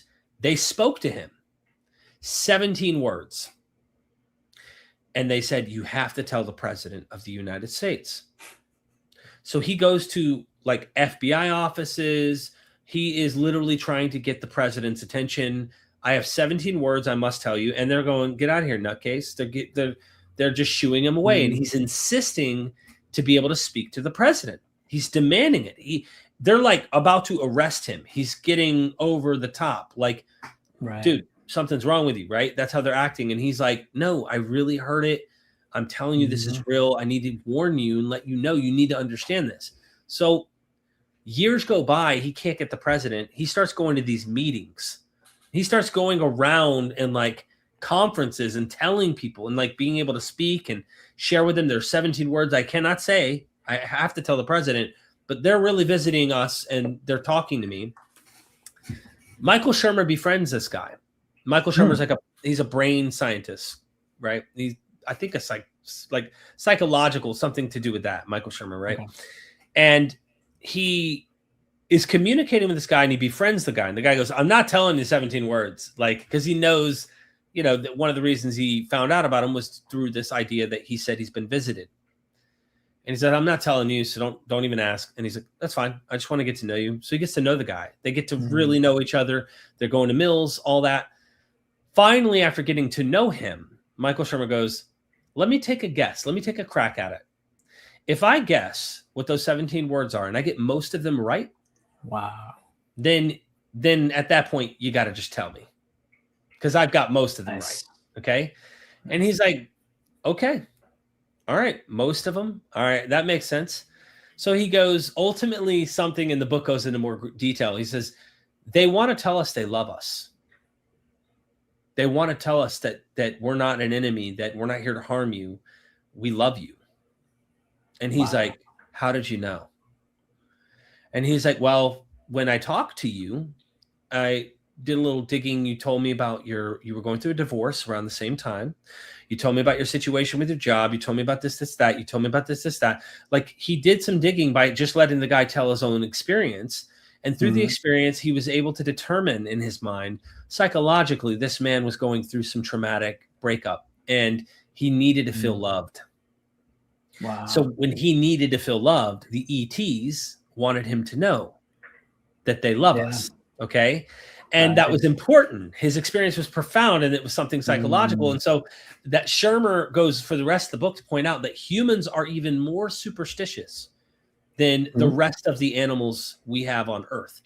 that our brains, our frontal lobe cortex, the advancements in our minds are so superstitious. They're beyond the typical superstition you find in the animal kingdom.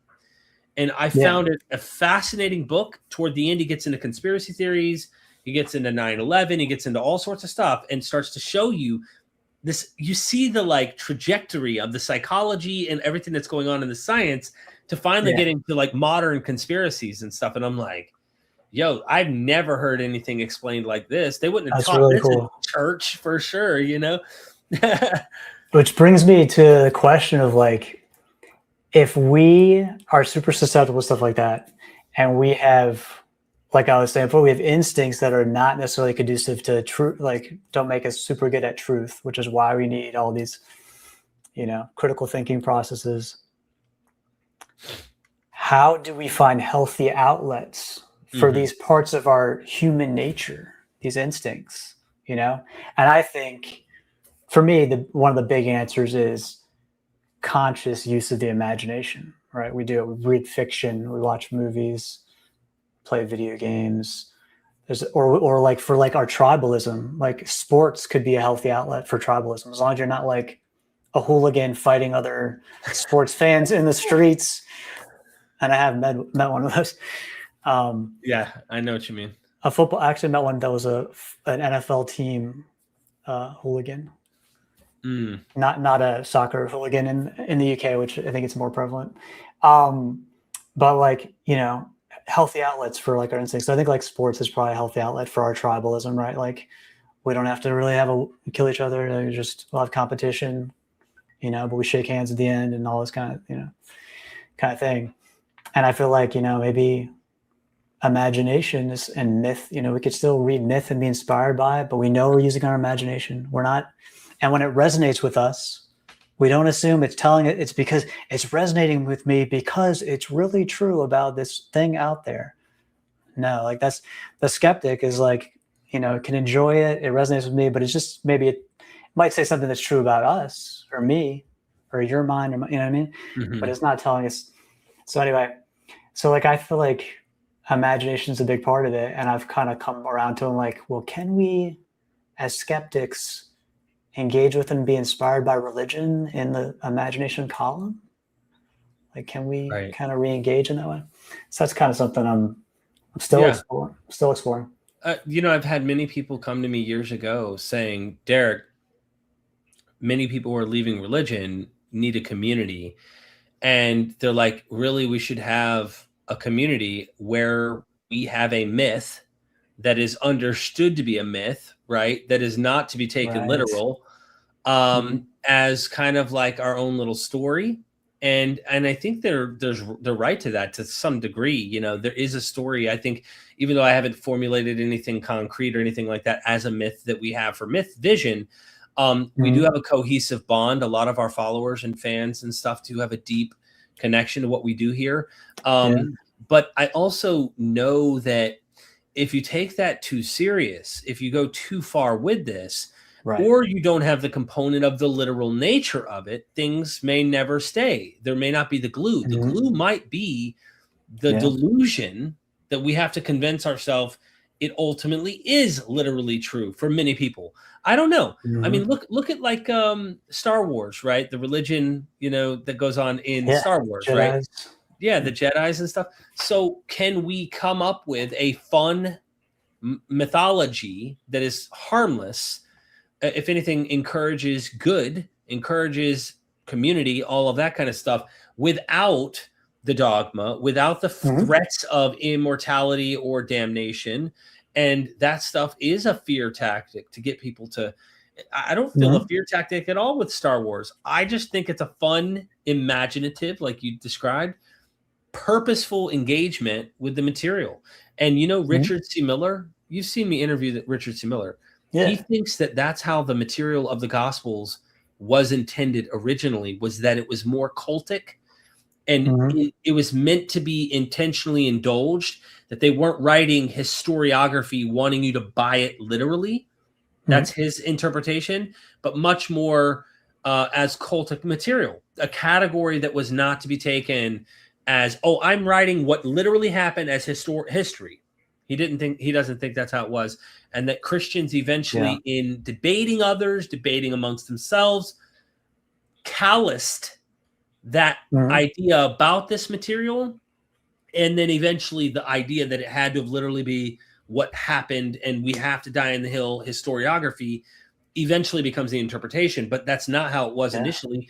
And you have to think, if Matthew is copying 90% of Mark and changing it intentionally, does Matthew not know that that did not happen? Does Luke, when he changes Mark specifically, or you can go with the far and say, or some form of Q, that like Q plus Papias, that Luke knows Matthew and Mark. When he changes those stories, he knows and is writing his. Does he not know that his didn't happen or theirs didn't happen?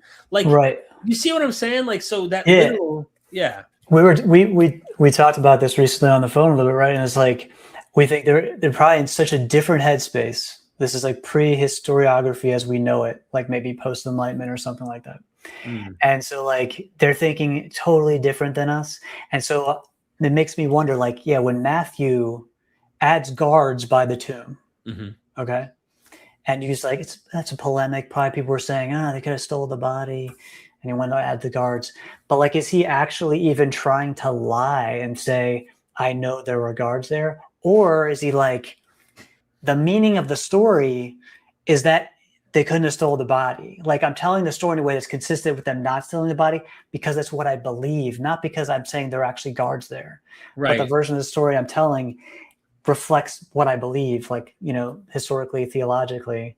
It's a tug You know what I mean? War. It's not, they're not like, today we want to look at it and be like, oh, they're like Christian apologists and he wanted to say they were really guards, but maybe he was, you know what I'm saying? I'm not sure. Yeah.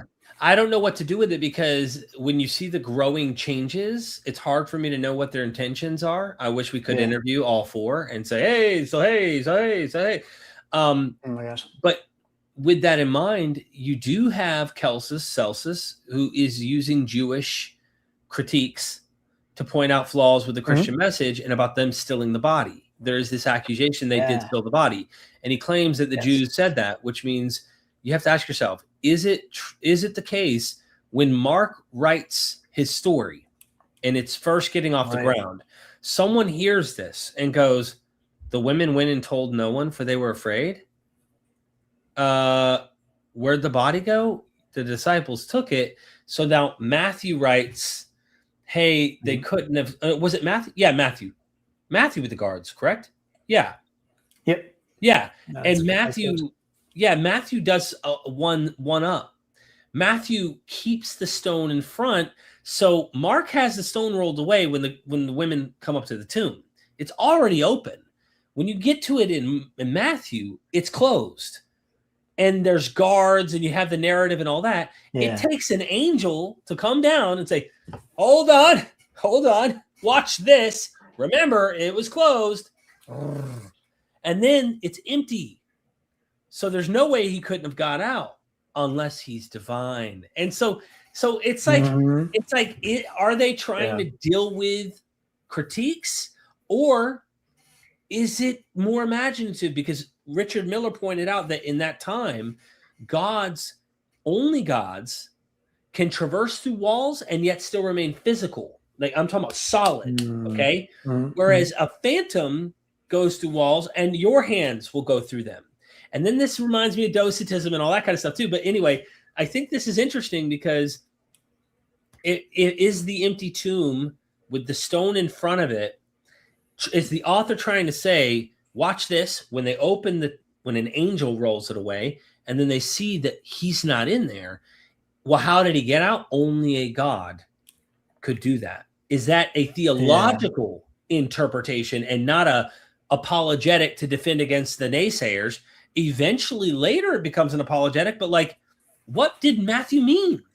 You see what I'm trying to get at? Like, we don't know. That's how and I think it could even be both at the same time.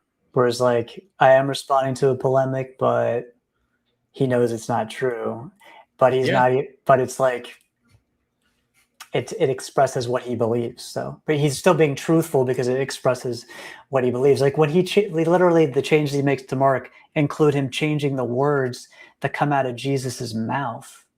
Yeah. Sometimes to make them less harsh to the disciples and stuff. Like, did he really think, I know what Jesus really said? Or does he think Jesus wouldn't have said something like that? Right. He would have said something more like this, you know? And I kind of think it's probably more like that. It's probably more like that, because I think we do have an example in Thucydides.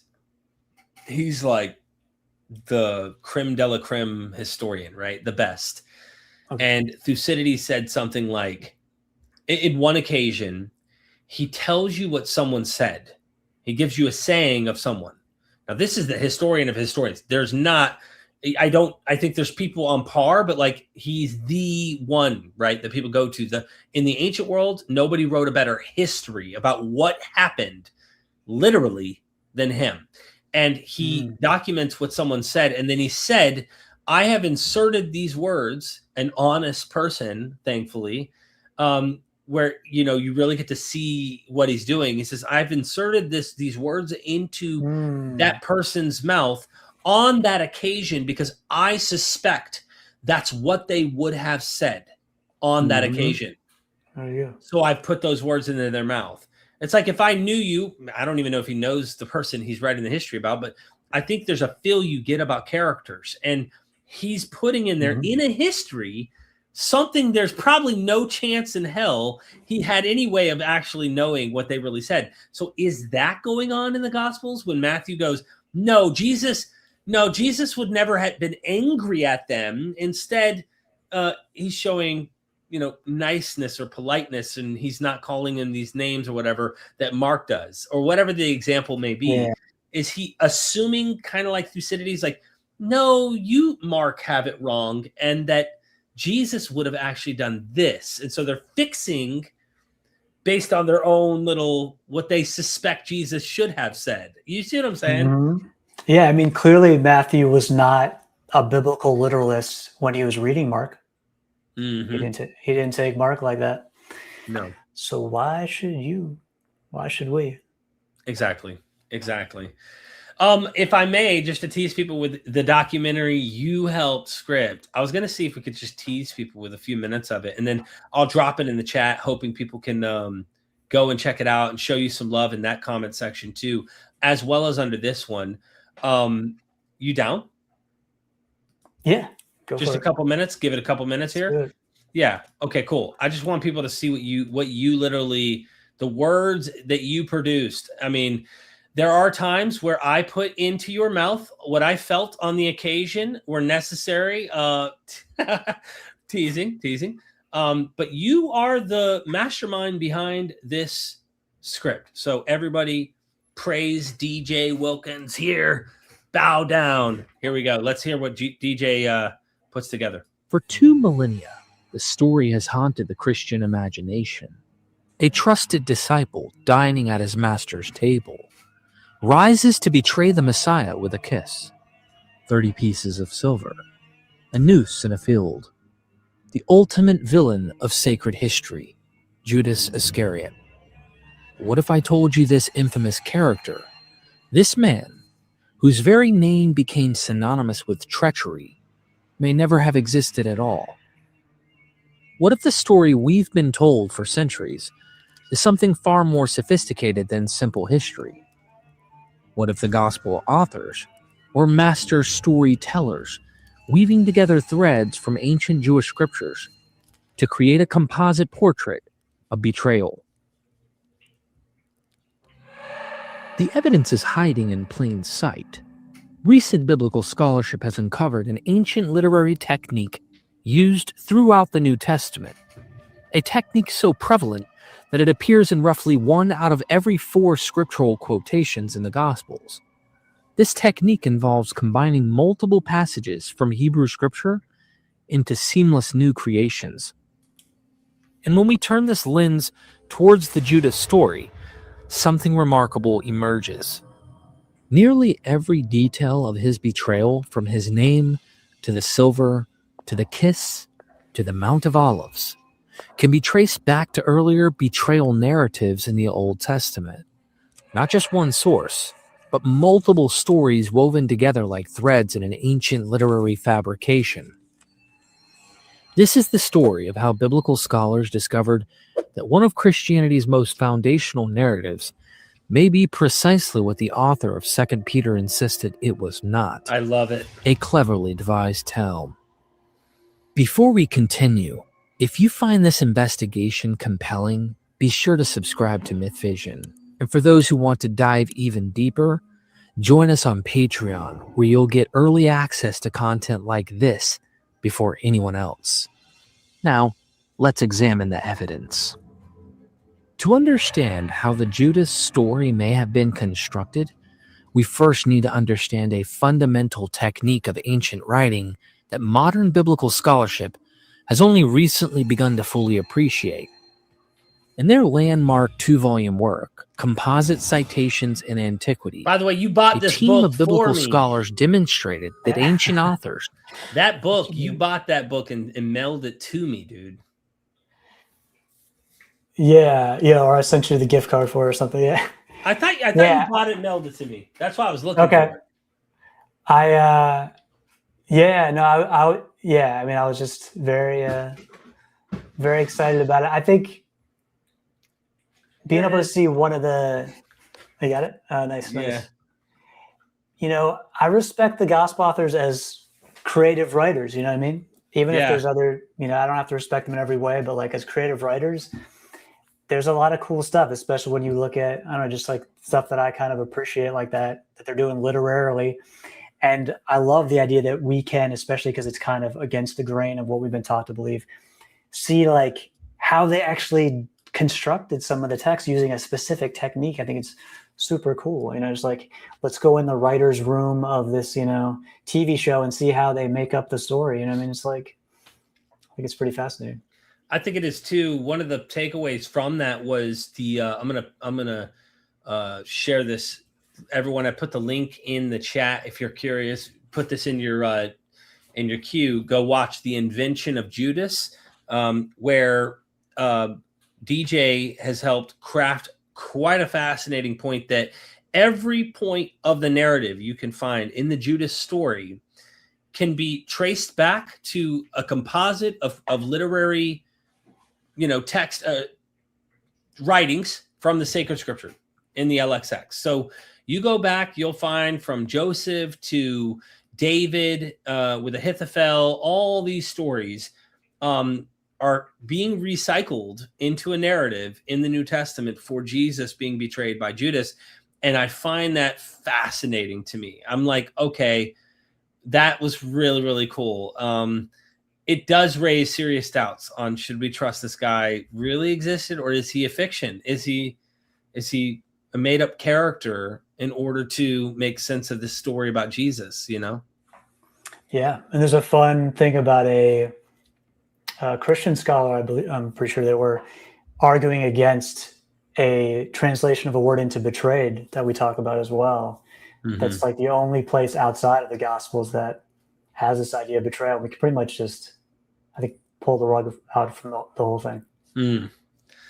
Yeah, it's fascinating. We got a super chat for 666. No, thank you so much, Mindwise. Really appreciate it. Great guest always, Derek. Sorry if covered already. DJ, did any, as you probably found, failed messianic prophecy bother you in particular? Rock hard for Doug. Thank you so much. Nice. Yeah, shout out to Justin from Deconstruction Zone. Right. Yeah, it's funny. When I was a Christian and we'd get these things that are like 300 messianic prophecies Jesus fulfilled. It's funny that the count was never consistent, Derek. Isn't that funny? The number, They couldn't kind of figure out how many of them really are there. And that just kind of probably relates to how fuzzy the interpretation or cross-referencing was. But I remember trying to look them up as a Christian sometimes, and I'd be like, what is this? How does this have to do with what's in the Old Testament? I didn't understand. It was like really, and looking back, it's such a Nostradamus in the checkout aisle of the grocery store kind of vague way. You have to kind of like, blur your sight and like look at it and make it kind of make sense. So, but it wasn't really a big part of my journey that I, core story probably of my deconversion, but I remember definitely looking them up and being like, I don't really understand how this connects or makes sense with a lot of the prophecies I would find in these lists. It's a really interesting phenomena because we now know, and scholars have known for now centuries, literally like 300-400 years, critical scholars have noticed elements of this. It's only sharpened, and that is the gospel authors are using these other stories to craft theirs. Once you recognize that, like, it's like the leap to going from, well, he looks like this guy from a story they're using to write his story about. Now, I'm not saying there aren't, this is the mess, because I'm not saying there isn't some historical potential real events Jesus did that line up coincidentally with all this stuff back here, but not just coincidentally, intentionally. Take the sign prophets from Josephus. Many of them were intentionally trying to live and act like Joshua or act like Moses or trying to act like Elijah. They literally read the blueprint and said, okay, I'm going to walk like this. I'm going to talk like this. And it's not just this phenomena. We have Greco-Roman emperors that try to behave and act like Romulus.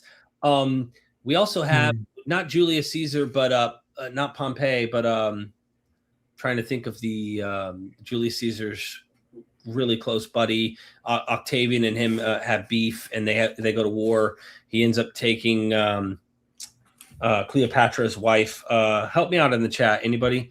My brain's kind of hit a funk here. I can't think.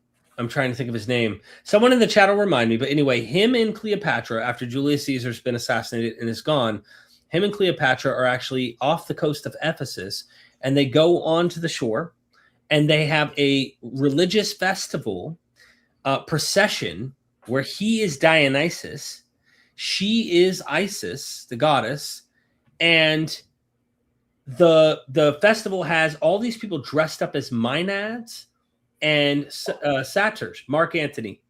Yep, Mark Antony in the chat. Alan, thank you so much. Exit Music said Mark Antony.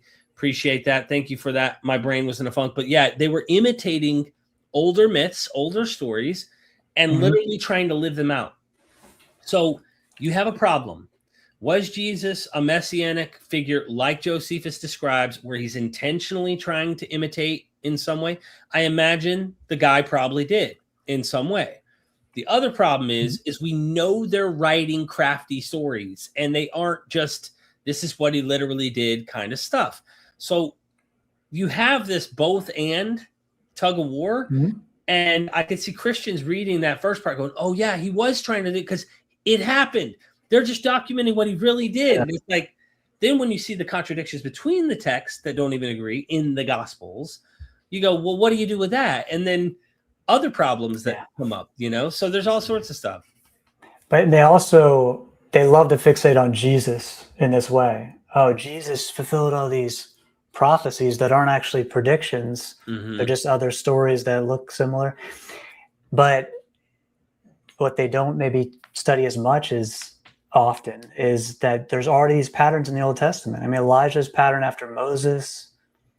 You look at like Noah's, the fall with Noah's family, like in the garden, they fell. He creates an orchard, and like he does something forbidden with fruit. He gets drunk, and then like he's shamefully naked. His son's coming in, and there's all these like parallels to like there's like a new fall, like Noah's the new Adam. He gets the same like blessing that Adam and Eve got, like fruitfully multiply, except for now they can eat meat. And then he has a new fall kind of like thing happen again. And there's all these patterns like already there, but no one's like saying, 30 prophecies that Elijah fulfilled because he looks like Moses, Yeah. Oh, and they could do that. Yeah, they could. They could do it. There's more than 30, I think. I mean, examples that you could pull from the Moses narrative and see line up in the Elijah story. 72 elders. Even there's a scene with fire in the sky and clouds that are constantly coming up. So you have with Moses this pillar of fire and the clouds that. I mean, like there's a lot of elements that you go, someone's riffing from someone here. Yeah.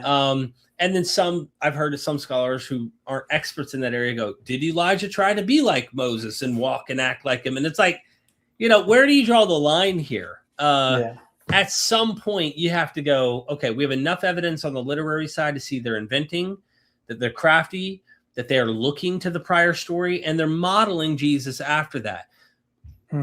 That seems to be where I would start. Until I have actual evidence or good reasons, how do you find that good reason? For me, it would be embarrassments, I would imagine.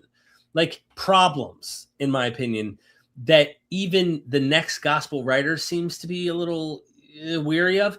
That at least, it doesn't get you to the truth, but it's at least a criterion that might raise a problem that makes you go, whoa, what's happening there? For me, go ahead. I was going to say, we even know that the writers of the New Testament were interested in patterns in the Hebrew scriptures, right? Yep. You cannot have created these composites, which combine things that are thematically linked, if they weren't reading the Hebrew scriptures intertextually. Exactly. They were looking for patterns. They were connecting things. So they studied patterns in the Hebrew scriptures, and then they patterned Jesus after it. So like the circumstantial evidence it's pretty strong. I think that's a powerful point you just brought up. And in fact, again, if you missed it, on MythVision, crafted by DJ Wilkins, the script, I just did the editing part and the narrating. You highlight how many different sections in the Hebrew scriptures, the Septuagint, are they drawing from to create this Judas narrative? What's more probable? They're crafting a story looking for patterns, because it's not just patterns of like, a certain prophet. We must stick to this prophet. No. They're looking for, hey, I'm looking for suffering. Oh, I'm looking for betrayal. I'm looking for, a theme of betrayal or denial or some time of rejection or something that's going on there. They find that element, and we know that it's working. We know that these composite citation scholars are catching this, because in the New Testament too, I think this is a big giveaway, is that 1 in every 4 citation of scripture. What I mean by that is when the New Testament says it is written by the prophet so-and-so, and you read it, if it's Isaiah, you find out real quick, it's not Isaiah alone. Now, some of them even mess up. Right. And I was looking this up too. There are times where they quote a prophet and it's not that prophet at all. It's an error. And I was like, what? Hold on. They didn't even quote the right prophet at all in one of the gospels. I think it's Luke, but it might be Matthew. But most of these are, the 1 in 4 are composites. So they'll say the prophet Isaiah says, and then they pull from Zechariah. So they mesh 2 prophets into one saying. And that's why they need to watch this documentary that we made called The Invention of Judas, because once you see they're doing it with citations, then you look at the stories and you realize what they're doing to invent Judas, and what else are they inventing? That's the problem, bro, if we're being honest. It's why the scholars started with citations, right? Because they want to be careful. They know when you start looking at, things are very probabilistic. You're trying to figure out what somebody did, that kind of thing. I'm assuming that's why they start with citations, because they do set up at the end that they're going to explore allusions in a follow-up volume 3 of the study, which we hopefully will see soon released here. But, when you look at the quotations, it's like, hey, I'm telling you, I'm pulling this from the scriptures. Here's the quote. You go look for it, and all the text is not there together. Yeah. And then you look somewhere else, and the rest of the text is over here. And then you look at the 2 passages, and they have some kind of similarity. And then you see that pattern over and over and over again with these examples, where it's like, oh, they're like associating these things that are connected and then combining them together. This is like something they keep doing. And it's like, how else could you explain what's happening? Like, it's very strong confidence. I think it is. Yeah. And then that increases the probability that when you then see things that are not quotations, they're allusions, but they follow the same pattern of combining these thematically linked things together, it just increases the overall probability that, if it looks like they're doing it again, then maybe they really are doing that again. And now you just got to do your homework and go and search and find where they're drawing it from. Mindwise says, I think Justin would say they used Greek. Thank you for the super chat, by the way, Mindwise. It's not just Justin. Justin would be echoing the scholarship because the New Testament is quoting the Greek of some form of Greek Old Testament. It may not be the exact Septuagint we have today, but it's probably closely related to it, of course. And yes, he would be right. And then I got another super chat here as well by Jason. I could add something to that, by the way. Sure, yeah. I was going to say that, if you look at the study, the composite citations in antiquity, they include the Greek. They're assuming Septuagint is where they're sourcing at, the Greek Hebrew scriptures. And if you look at the examples, they've got the Greek side by side with the source passages and the quote citations in the New Testament. And they're like, hey, underline this part from here and this part's in bold from there. Mm-hmm. So they're comparing the Greek for the source for these. And it's so obvious. And then Jason Kakulo, thank you for that super chat. Con artists or accidental non-professional historians of Jesus who included word of mouth gossip and added it to Mark cumulatively? Con artists or accidental non-professional historians of Jesus who included word of mouth gossip and added it to Mark. I'm not sure how to take this question, but it's hard to wrap your mind around. What if you just I almost have to take just one of the first parts. Yeah. Con artist of Jesus who include, or accidental non-professional listeners, just who included word of mouth gossip and added to Mark cumulatively. Yeah, I don't know what are they trying to say that oral tradition is or isn't a part of it? Is it one way or the other? Because I'm not even sure. I'm having a hard time understanding that exactly. And I don't know about word of mouth gossip. It wouldn't shock me though, if that is what they're talking about, is that there were traditions or word of mouth, someone is telling stories. It wouldn't shock me if something in the Gospels clearly comes from some form of a tradition, no doubt. I don't think every single thing you read in the Gospel of Mark, the earliest gospel we have, must come from the scripture. Like, we have to find an antecedent within the Jewish, Greek Old Testament and explain every single piece of data coming from that. I think there are other ways and other materials that are probably being utilized into the gospel, but that is the difficult problem we have. That conundrum of, is this episode a memory or is an allusion potentially to scripture? I don't know what to do with that. And to pretend that they only could draw from scripture to explain some of this stuff is difficult. I think that's why anyone who's like, I'm not certain, but they have an opinion about stuff, they come at this with like not so much certainty, is a powerful point in my opinion. I don't think you should have your head too strong on like, no, Jesus really did this thing. And it's like, when you see them doing what you're showing from this composite stuff, the Judas material and all these other narratives, you do have to pause and go, what really is? Yeah. What really was something he did or a memory? And when you look at specific examples, let's say we talked about it recently, the death of John the Baptist. The version that's in the Gospel of Mark, which is also, I think, in all the synoptics at least, is not consistent with what Josephus says. Josephus says that Herod chose to kill John the Baptist. But Mark says that the queen manipulated him into doing it. So we have a reason to doubt the historicity of the story. But we also have literary explanations from the Hebrew scriptures for a lot of the story. Right. We've got Mark depicting John the Baptist to look like Elijah, like in his physical description in like Mark chapter 1. And then we've got Jesus saying, when they're asked, hey, is Elijah supposed to come before the Messiah? How's that? Like, yeah, I tell you, he has come, referring to John the Baptist, which Matthew makes explicit. He's like, I tell you, yeah, Elijah has come, and his enemies did to him exactly what they wanted to, as it is written. And if you look at what's written about what the enemies of Elijah wanted to do back in Kings, Queen Jezebel wanted to kill him the way he killed the prophets of Baal, putting them to the sword.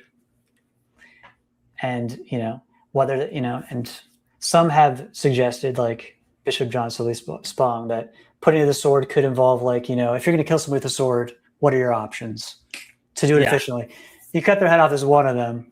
And that's exactly what a new manipulative queen, like Queen Jezebel, manipulating the king of, the Jews, Herod, in Jesus' time.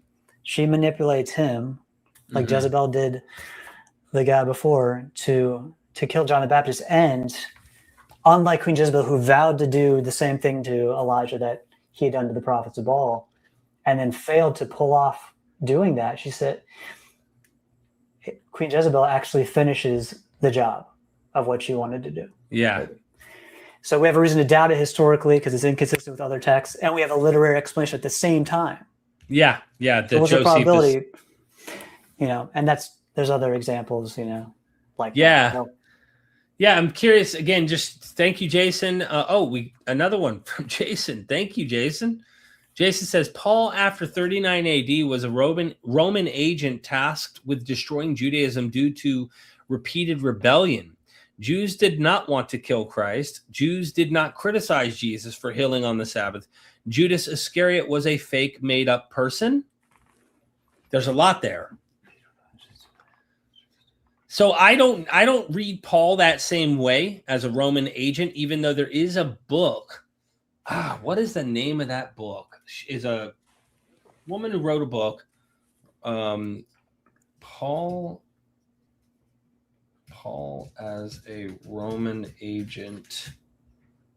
Let me write book. There's a book that actually goes down this Operation Messiah, it's called. And it was written, it's called Operation Messiah, St. Paul, Roman Intelligence, and the Birth of Christianity by Rosemary Sheldon. And I've heard about this in the past. I heard I tried to interview her. I actually emailed her and she declined. This is years and years ago. And I think she just had too much fear. I think maybe she had been threatened, for this idea that she had. I don't read Paul as a Roman agent. I just think he's Hellenistic. And I think that gets easily confused with, like, he's an agent for the Roman side because he's so Gentile oriented, if that makes sense. But tasked with destroying Judaism due to repeated rebellion. So this is the idea that he's trying to, it's kind of odd because he's getting Gentiles. That's why this whole thing doesn't quite make sense to me. Like, if Paul's mission was to go and try and make Jews no longer believe in the messianism by teaching something that's non-messianic, and we know Josephus talks about how that messianic fervor caused a lot of these people, that caused the Roman Jewish War, that caused Bar Kokhba that we eventually see. It's messianic thinking that causes this kind of behavior. You would think Paul would go after Jews with his message to get them to calm down. Instead, he goes to Gentiles, which is why I see a flaw in this, in my opinion, just not following the logic, in my opinion. But Jews did not want to kill Christ. I do think that, sure, there might have been some people, if you grant the cleansing of the temple scene and many of the, people Jesus may have been arguing that hated him, maybe they wanted him dead, a couple, but I think that's fiction. I think that what Mark's doing is scapegoating the Jews and making Pontius Pilate and the Romans look like they're not, we don't want anything to do with this. And I think the earliest gospel is trying to portray Jews as bad, even in Mark, and Gentiles good. And I think that's what's going on right out the gate. And then Judas Iscariot. But yeah, go ahead. Sorry. I was just saying, Paul definitely, he does succeed at co-opting the early Christian movement and putting a totally different spin on it in a big way. But yeah, it's a good point. Like, why would the Romans pay him to, like, make Christianity bigger? Like, did they like the idea that they were trying to squelch? I mean, it's kind of, maybe Yeah, maybe they're reading into the book of Acts. Like, he's trying as an agent to get Jews, because he goes synagogue to synagogue to synagogue to synagogue. We see in Acts. Maybe he's trying and it's failing.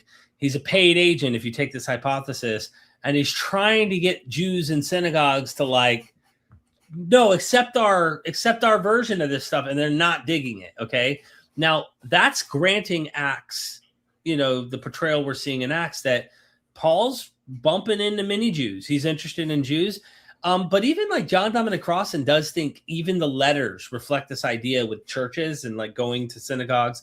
He thinks that Paul's sniping synagogues. Like he's looking and he's going and grabbing their God-fearers. So he's trying to go from synagogue to synagogue and then going outside and going, hey, listen here, Titus. These people here, they see you less than. We got a program where you're equal to these people. Come join us. But that's different from the Roman agent trying to tame the messianism and all that. You know what I mean? I really like, even if I'm not sure if it's what really happened, I like the idea. It's a fun like theory, and like I'd love to see the fan fiction of this version of like how could this have what happened. It would just be a fun story, Imagine if we could make a movie, like if we had the funds and there was like just some absolute billionaire who's like into like making Hollywood flicks and they really know what they're doing, could run some of these. I mean, dude, everything you see we edit is like, it's to maybe like the average person, it's top tier, but like when you get into editing, you realize like I'm doing the best I know how. Look, again, just to hit play. This is all like, I'm paying editors to do this. Including the writers of the New Testament, frequently combined words from multiple scriptural passages into single quotations. These composite citations blend separate sources together so seamlessly that they appear to be quoting a single text. The scale of this practice is staggering. So all of this is like stock footage, stock images from like Storyblocks and other softwares that we have to pay for the material to have license to use. Music we have to pay for, so we have software there. But it's all like we made it. It's not like Hollywood level quality graphics and like cameras on the ground in the locations somewhere in, a remote place where there's a hill and a mountain and a fire or whatever. Like, I wish we had like a movie production level thing going on where we could really give the critical historical reimagination side a fair shake, not the typical, we have another one by Lionsgate, bless you, the Gospel of John story. It's like, no, what if we gave like an actual critical historical movie portraying what a particular view of how this thing started off, and then do another one of another model and let that one, how did all Christianity begin in this model? I'm flirting right now. I don't know if you know this. Did I tell you I'm flirting with the zealot Jesus, the radical, violent Jesus? Mm-hmm. Imagine this dude's like sword wielding, and he's like legit, very, very violent, or at least not very violent, but like violent enough where he's cleansing temples. Peter's cutting ears off in gardens. Like, you've got like problems where this might be a violent Messiah. The term Messiah, and already in the Gospels, they're suppressing the reality. And then Jesus being next to Barabbas in Mark, it says that Barabbas was a lestes or a lestai, right? Which is literally this insurrectionist. Go read Josephus. He describes them and he was a murderer during the insurrection. When Matthew rewrites that scene, guess what he says? He just says he was a criminal. He uses the term criminal. He doesn't mention the insurrection. He erases the memory of a trial happening during an insurrection. But the fact that you have a memory of him dying between two other lestai, these are people that weren't thieves. That's a bullshit word we've added in English to me. Oh, they were stealing apples down there. No, they weren't. They were violent. And Jesus is between two violent criminals during an insurrection who's being punished for being a Messiah. What was the Messiah supposed to do? He's entering into a city on a donkey like King David. He's seen as someone who's supposed to reestablish Israel. And if the Messiah wasn't supposed to be violent, bro, I don't know what was. And so they reimagined him. And I want the movie of the violent Messiah and what happened with cognitive dissonance and the movement to reimagining Jesus. They can't let go. You know what I mean? That's what I want. You mentioned the Galilee origin stuff you were telling me about on this is really cool. Like, and I think you mentioned that like they were living in poverty and squalor, mud huts or something. Mm-hmm. And there was like big Greek like buildings being built there that they're looking up at as they're being, they're just there in the dirt. And I'm like, maybe like a thought like the main point for what you're saying is how would they feel towards the Romans? Like how would people from Galilee, and there's other things too. There's the history of people from Galilee being uprising and like them that being squelched, and like what would your sentiments be being raised in this group, and how would you see the Romans? Would you be like this, let's just love everybody, love your enemy? Is that how is this be coming out of Galilee? I don't know. I think it's important to point that out because Judas, the Galilean, was from Galilee, same as Jesus. He cleansed the temple, same as Jesus, according to the Gospels. And if you go read Josephus, go give it a read tonight, ladies and gentlemen. Google and say, go to AI. It'll help. And trust me, it's not going to give you any hallucinations. It knows Josephus. Trust me, I've done it enough. Get your Josephus. All right. You can get it for free online. You can get a translation. Go to Google and just search and say Judas, the Galilean, cleansing the temple in Josephus. Where is it so I can read it? Find the source. Go to Antiquities of the Jews, and you will find a passage. When he cleanses the temple, it is violent. It is not a pacifist in here just smacking a few donkeys on the ass and going, hey, get out of here, animal. You've turned my father's house into a den of thieves. Bad, bad people. And then that's it. And then, no, this guy, it's indicating much more than that. And if you just read a historical account about what happened when he cleansed the temple, riots ensued, violence ensued, death happened. And sure enough, that's when Rome around this time goes to Galilee, Sepphoris specifically, which is the city right next to Nazareth. And I've been there. We drove through Nazareth. Right there next to Sepphoris was where Nazareth, the mud huts, where they're watching this jewel of the Galilee be built by the Romans, who are literally like just slaughtered a bunch of their probably friends and family who are leading an uprising from the Galilee. He came down, of course, and he's leading a tax revolt. You get questions about taxes to Jesus. I mean, there's too much going on, DJ, to not imagine what if we had that picture, not Mark's image of it. It's Mark's catering to the Romans. He is in a way taming something, it seems. And by the way, the scholar that I emailed today, actually, I was so glad to hear from him, but it's Fernando, and I'm probably going to butcher this, Bermejo Rubio from Spain. He is the leading academic today. He has taken everything, SGF Brandon, Reimaris, the various critical scholars in history, Reza Aslan, you name it. Reza's more recent, but he's taken the best arguments you can make for a violent Jesus, and he has the best methodology, and he's like contemporaneous. I'm trying to interview him because I think there's some clues. There's some giveaways to me, man. I did not come to bring peace, but a sword, So because if the scholars are right when they say the original Jesus was a strict Jewish Jesus, the original disciples were like strictly Jewish. They were not reflected in what Paul is about. He just happened to co-opt Christianity and also make it palatable to the Gentiles, which would include, hey, they are the Romans, right? Like, you're gonna tell them, hey, this Jesus guy, he wanted to slay you and take over your land, and or whatever, or have a rebellion and rule the earth as God's chosen king and stuff.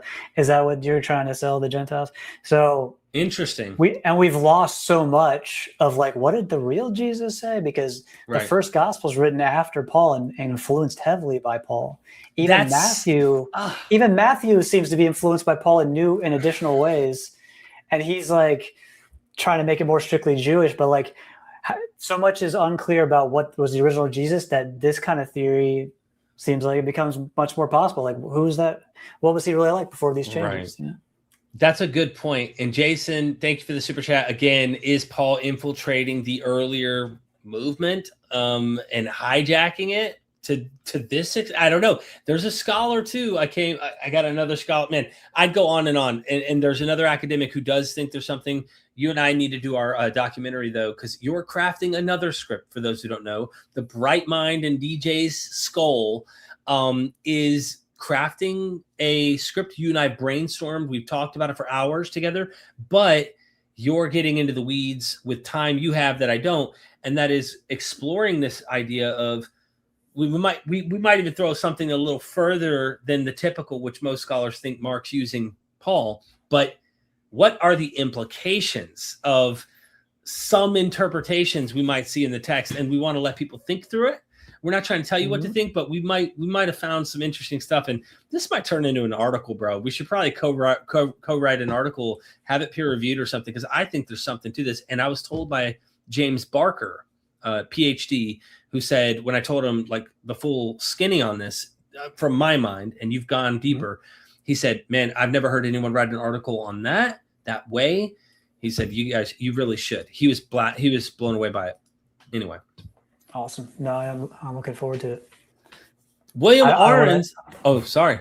Don't know how much I want to give away, but just like I think there's a battle within the New Testament. That's all I'm going to say.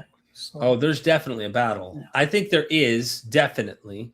What that battle is hopefully persuasive if the evidence is convincing, and we'll lay it out, a good case. William Arons, thank you again for the super chat and for calling in yesterday with me and Neil. Before I was ordained a deacon in 2012, I told the rector of the church that I saw much of the Bible as legends, such as David, as a type of Robin Hood, so to speak, despite saying that I was still ordained a deacon. See, now that's a cool church. When a church is down for you having an imagination and then also willing to see things as legend and myth. Now, maybe he was okay with you saying it about David. What if he talked about David's descendant named Jesus, according to the Gospels? Would they still let you, William? Would they still let you get ordained if you said that about Jesus? I don't think there's magic, but he's like a Robin Hood. He's taken from the rich to give to the poor. He's trying to dissolve these money exchangers and the Romans and give to those people who don't have as much. Blessed are the poor, right? But I don't think in the magical sense Jesus existed. What would the church do then? It's a good question. Did you want to comment on that? I feel like yeah, well, just to say, I feel like ministers like that, from our understanding of the people who wrote the Bible, that we don't think they thought they were writing literal history. So like ministers like that are more like the original religious people who created these scriptures. Right. So I respect it far more than like biblical literalists. I understand biblical literalism helps you to try to hold it together in this critical age, in a certain way, but it doesn't fit the text. And I think what this guy's saying is he's more like what the original believers really were. They knew they were not telling literal history. That's what. Yeah, I'd go a step further and just say you can find some pretty ugly things about David. It depends on which account you're reading too, because David has done some horrific stuff in his stories as well. And I don't think the Bible's shy about that. According to what they're trying to narrate, they're not shy about it. And it's not just the Bible that does this. And I'm saying biblical books when I say Bible, because it's not a Bible back then. But you get this in Greek myth. Heracles goes mad, driven mad by a goddess, and kills his whole family. And then he has to do 12 labors to try and, kind of make up for that, atone for what he did. Various other myths have the narrative where the protagonist does something horrific or bad, an immoral thing, or lies. Odysseus, I think of in the Odyssey. And that's kind of the point of the story. They had a different thing. What saddens me about the New Testament, and this is something Dennis MacDonald, grabbing his book. Where did I set it? I had it yesterday with Neil. Someone asked about parallels or like looking for mythic stuff. This book, Mythologizing Jesus, from Jewish teacher to epic hero, Dennis R. MacDonald. I think this is a great book because in the end, he's like, he tells his grandson, which story, because he's paralleling the story of the Gospels with Odyssey. Which story do you like better? He says. And he goes, well, I like the Odyssey. The Greek story is more fun, to his grandson. He goes, but which one would you rather live like and behave like? And he's like, oh, I'd rather be more like this nice, gentle person who's trying to say, be kind and not killing and all that kind of stuff, right? The model we have of Jesus in our Gospels today. It's really interesting to hear that. But for me, to be honest, the too good to be true Jesus isn't really interesting to me. It's too good to be true. It's not, it's like an impossible, you're putting someone on this pedestal that is not achievable, in my opinion. And I like to see the, not, oh, you just died and then God raised you in 3 days and that was the permanent atonement for all sin. It's like, you would imagine an eternal atonement like Prometheus, who literally saves humanity through fire. And then he's still on that mountain somewhere, according to the myth, for all eternity. Zeus is torturing him for what he did to help humanity. Now that's an atonement, not a couple nights in the tomb sleeping. And then he wakes up and he ascends and he's all powerful. And his life, he's not sharing the same shortcomings and obvious falls that we do. That human Hercules who made serious mistakes, the David who's effed up majorly, the Odysseus who's done crazy bad things, I relate to more realistic than the perfect image of, like, I don't know. It's just a personal aesthetic thing to me that I'm not as interested in. Maybe that's why I like the Old Testament more than I did the New. As a Christian. Can I take the other side of it a little bit? Please. I would say, I do not want to be like the historic Jesus. I don't want to be an apocalyptic prophet. And I don't want to be like a religious extremist insurgent or whatever, any of those things. But the Jesus of the Gospels, removing some of those elements, because he's predicting the end of the world and all those kind of things. That's why we have those theories and understandings of them. But like the moral Jesus, the Jesus that's like the best person you can imagine in your imagination, which is really what Jesus was to me as a Christian, right? There's a reason that when I opened the Old Testament, I was like, this isn't the guy I've been thinking about. Yeah. Is the best person you can imagine, I mean, I'd rather be like that Jesus, but I don't think it's the historic one. Right. Yeah, I just wasn't I don't know. The stories didn't hit the same, but yeah, I mean, he's walking around teaching. It's not a hero story. What I mean? That's probably what it was too. He's like, let me say this nice thing, and then I'll give you another parable, and I'll say another nice thing, and I'll give you another parable. Right. And I'm like, I kind of liked the, when Leviathan is being tamed like a bird in Job. I kind of liked the chaotic war. It's like Game of Thrones or something, you really, I feel like that's how the Old Testament felt, was like it had that fun adventure, crazy, chaotic insanity about it that you would see in a Game of Thrones show. Whereas you get to the New Testament, it's like, all right, ladies and gentlemen, the Son of God has entered into the scene. Now we're going to tell his story. Are you ready? So now he visits Satan into the wilderness. Of course, I'm being funny here. And it did feel like not the same vibes at all. But neither did the genealogies in the Old Testament, or some of the prophets were hard to drudge through. I just wasn't, it was difficult, some of them. I enjoyed Hosea. There were different prophets that I enjoyed, and then some of them was like, there were moments I enjoyed it, and then there were moments where I'm like drudging through, Yeah, all those begats, I mean, had no context for finding that meaningful, but somebody probably did at one point in time, right? Those names meant something to somebody, but for me, it's just the eyes are glazing over. That's it. And, you know, 2,000 years, I mean, man, it's hard to, that was something even as a Christian, it's like, this thing is definitely not written for our times. We may have different sensibilities and a different kind of expectation of what's engaging, like storytelling and literature now. Right. It's, you know, it's got a tough gig there. It needs an upgrade. Could use a good editor. There's a lot of things you could be improved. Absolutely. Thank you so much, William Arons. I appreciate that. Jason Kakulo, appreciate that. Super chat again. Barabbas is Hebrew for Jesus. So it's not Hebrew for Jesus, but I know what I think they're getting at. In the earliest manuscripts in Matthew, and this is noticed by Origen. Origen was a little disturbed by this when he came across it. Some of the early manuscripts in Matthew actually have the name of Barabbas is Jesus or Yeshua Barabbas. Barabbas is Aramaic for son of the Father. Literally means son of the Father, Barabbas. The name Jesus gets redacted by some editors in the following century or two into the Common Era.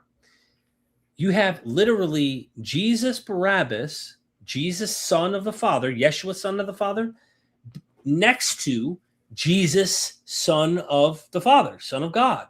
Okay? Side by side. One's a murderer, one is innocent, supposedly. Okay? And that is an interesting thing that I hope to cover in a future documentary, where I wonder if behind, because I do think this is a scapegoat setup. They're intentionally trying to show you the sacrificial kind of scapegoat model in Matthew. And they might be doing it in Mark, where you release, you know, the one that has your sins into the wilderness, you release, and the other one goes and maybe gets slaughtered in this particular account. I know even Richard Carrier talks about this in a lot of depth, but I wonder if there's a memory behind this, that Jesus Barabbas, the murderer, is Jesus. I mean, obviously, speculation. There's no way to know. But if you do take all of the cumulative evidence of the kind of behavior his cult had, his associations, you know, they say who you associate with is who you're like, right? They say that your top 5 friends usually are a mirror of who you are. And his close companions, one of them was a zealot. Go read Josephus, find out what the zealots were. One of them was Iscariot, or as some scholars think, that term means Sicarii. Go read about the Sicarii, the assassins, the deceptive ones who would shank you close with a knife. They get close to you and they're deceptive, and they would cut you in public places. And they wouldn't even know who did it. In crowded areas, they'd assassinate people. Okay. And later on, we get this assassination in like the 12th century. Many of the Muslims actually imitated the Sicarii. This is where Assassin's Creed, the video game, literally has a historical memory it draws from about real assassins. And so your companions are part of associations of people who are doing murderous acts. Do you understand why I could make a pretty cool picture out of this, DJ? Like how this could end up drawing a picture that we might be like, whoa, what the hell? So I'm interested in that, man. You know, hold on, my mom's trying to call me here. Hey, can I call you back, Mama? I'm on a live stream. Yeah, it's so important. It's so good. Can I call you right back? All right, love you. Love you. Bye. My mom's calling me during a live stream. I'm like, yo, she called more than once. I'm making sure she's okay. You know what I mean? Yeah, absolutely. Did you want to comment on any of that? I've rambled for a second there. And yeah, it's really interesting. The polemic that's, you know, blaming the Jewish people with choosing the militant, you know, insurgent who would meet like their actual expectations of a Messiah, right? By choosing Barabbas over Jesus. And then apparently crucifixion. I think you may have recently mentioned that it was reserved for people that were actually like militant uprisers or threats to Rome. Like they wouldn't just be killing the thieves that are stealing the apples or whatever. Like that was something I thought. I don't know if I heard that in a recent video or something like that, but it's interesting that, yeah, they then reverse it and have Jesus die that death, but by them freeing the insurgent militant type of figure, they're also being guilty of apparently supporting insurgents against Rome, right? Like, right. So it's really a like hardcore polemic. Like, that's the problem. Pushing guilt on them. Yeah. Yeah, that's the problem. We are dealing with, as Paul talks about it, we're seeing through a glass dimly. We are not able to filter what really, really, really happened. And all we can do is the best we can using historical methodology and imagine what may have been there. Do you honestly think that the term Messiah had the implications the Christian Gospels say? Oh, well, what did the Jews expect? Notice the shocker even in the earliest gospel. They knew what they expected as a Messiah. Yet Jesus becomes to be the opposite of the thing they expected. Why is that? Why is that the first time you're getting Jews in history acting like, oh, no, the Messiah actually dies? No wonder this was a stumbling block to the Jews, according to Paul, because your Messiah got killed. That was not the anticipated or understood expectation. And so if a shift took place where they're now covering up or patching over some of that earlier material, where a real militant, messianic, Davidic claimant, whether he did himself or his followers believe that about him, and he gets himself killed, he's surrounded by people who are also very, associated with violent groups. One of them cuts a guy's ear off in the garden, carrying a weapon that could cut someone's ear off. I mean, he gets crucified between two other violent people. He is, said in the Barabbas scene to have a murderer during the insurrection. This is all happening is during an insurrection. He's talking about a coin where he's saying this is a false god. He's talking about Rome the same way Judas the Galilean would probably view that. And I say probably because we don't have an account of him talking about how he viewed the god on the coin. We know he had tax revolts where he wasn't a fan of Rome taxing the way that they were on the people. And of course, this gets into some of the politics at the time where this region at one point was dominated by Jews. Herod the Great finally dies. You end up in a situation where he now takes away, because it was all ran by a Jewish leader, or Idumean leader, but nonetheless Jews who built the temple. He was good with Rome, but the Jews still controlled it. Well, no, not after that. So historically, it shifts to where Rome is now instituting taxation. They're literally sending in their outsiders to come and gather taxes from the people. Judas leads a revolt, cleanses the temple, says, no, we're not paying taxes. And so this becomes a problem. And now I want to reconstruct the Jesus, that seems to be more historical rather than the theological one we're reading in the Gospels, You got to think about the timing of it, right? Like, why did they believe he was the Messiah before he died? Like, before he was killed? Mm-hmm. How strange would it be for them to start believing he was the Messiah after he got killed, right? Like, I mean, especially for those of us who don't believe in the resurrection, it's like, oh, he got killed, and they're like, oh yeah, that guy was the Messiah. Like, no, so why did they believe he was the Messiah before he got killed and before Paul changed the story with his private revelation? I think that's a problem, right? That curveball that you get is really, really interesting. Yeah. Anyway, Jason Kakulo, thank you again for that super chat. 600-man cohort versus a small group. So he's surrounded to publicly die a martyr, violent up until then, image cleaned up in Bible. Yes, that's the point. And in fact, that's the other point. A cohort is sent to arrest him in the garden. And the Greek term there that is describing this, I think it's a Greek, it may be a Latin loanword. I'm not really sure. I need to look at the actual term. But what is described in the gospel is a group of soldiers of up to, I believe, if it's not 600, it's like 500 or 400 men, so armed men, soldiers, to arrest him. And notice the thing Jesus says in the garden in Mark. When they come to arrest him, and they have weapons. Pull up Mark. Pull up the garden scene in Mark. Can you pull it up? Oh, you don't have your keyboard hooked up. Hold on.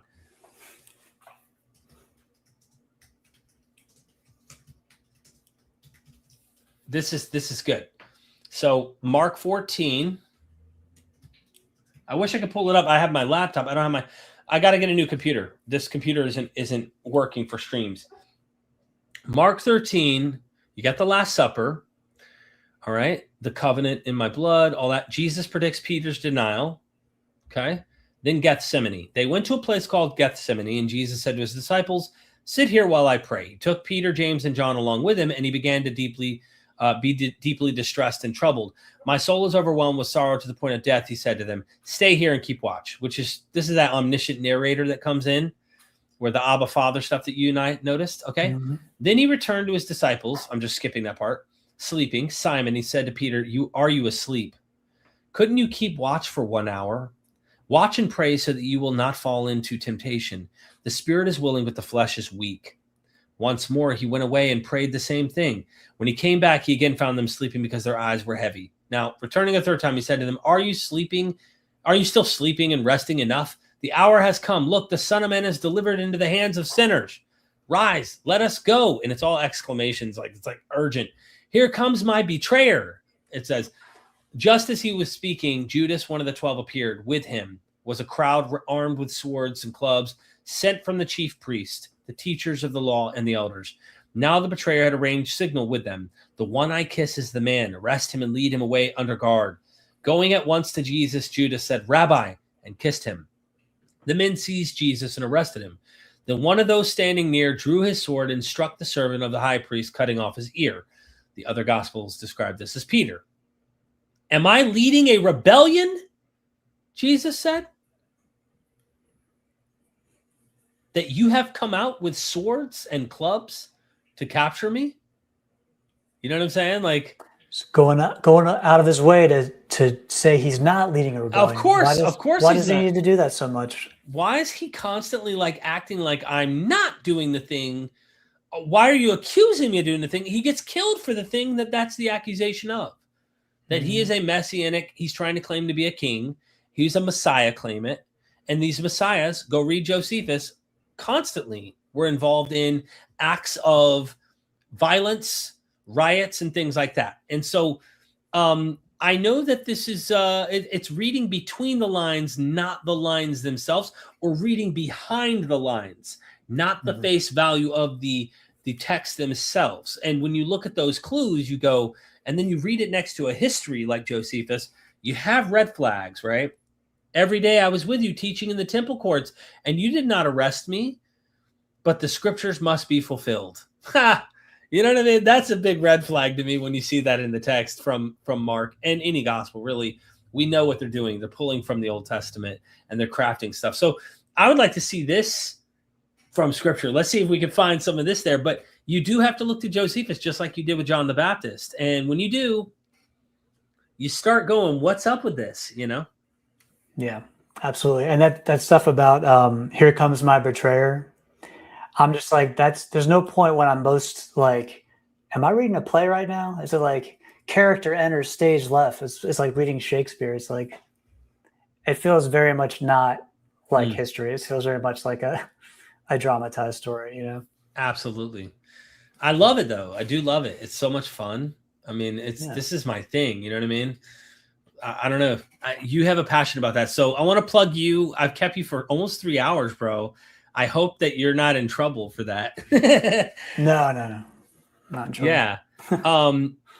We have the video coming. We're going to edit. You're still crafting. That one is, you want to tease everybody on that real quick? I know that we got into it a little bit, but I don't know. Yeah. We're just trying to explore the there being a battle, conflict down the heart of the New Testament, and who's taking what side in that battle, and what's the evidence that that's the case, and how does that all shake out? Yeah, it's not even about the stuff we were just talking about. Yeah. What do you do? do? John, can I just say one more thing? Yeah. John, it says in John and stuff, it's they'll know the Christians by how they love each other. Well, the authors of the New Testament and how they seem to be talking about each other, even if they're being passive aggressively indirect about it, may not live up to that verse. That's what we're gonna see. That'll be interesting to see.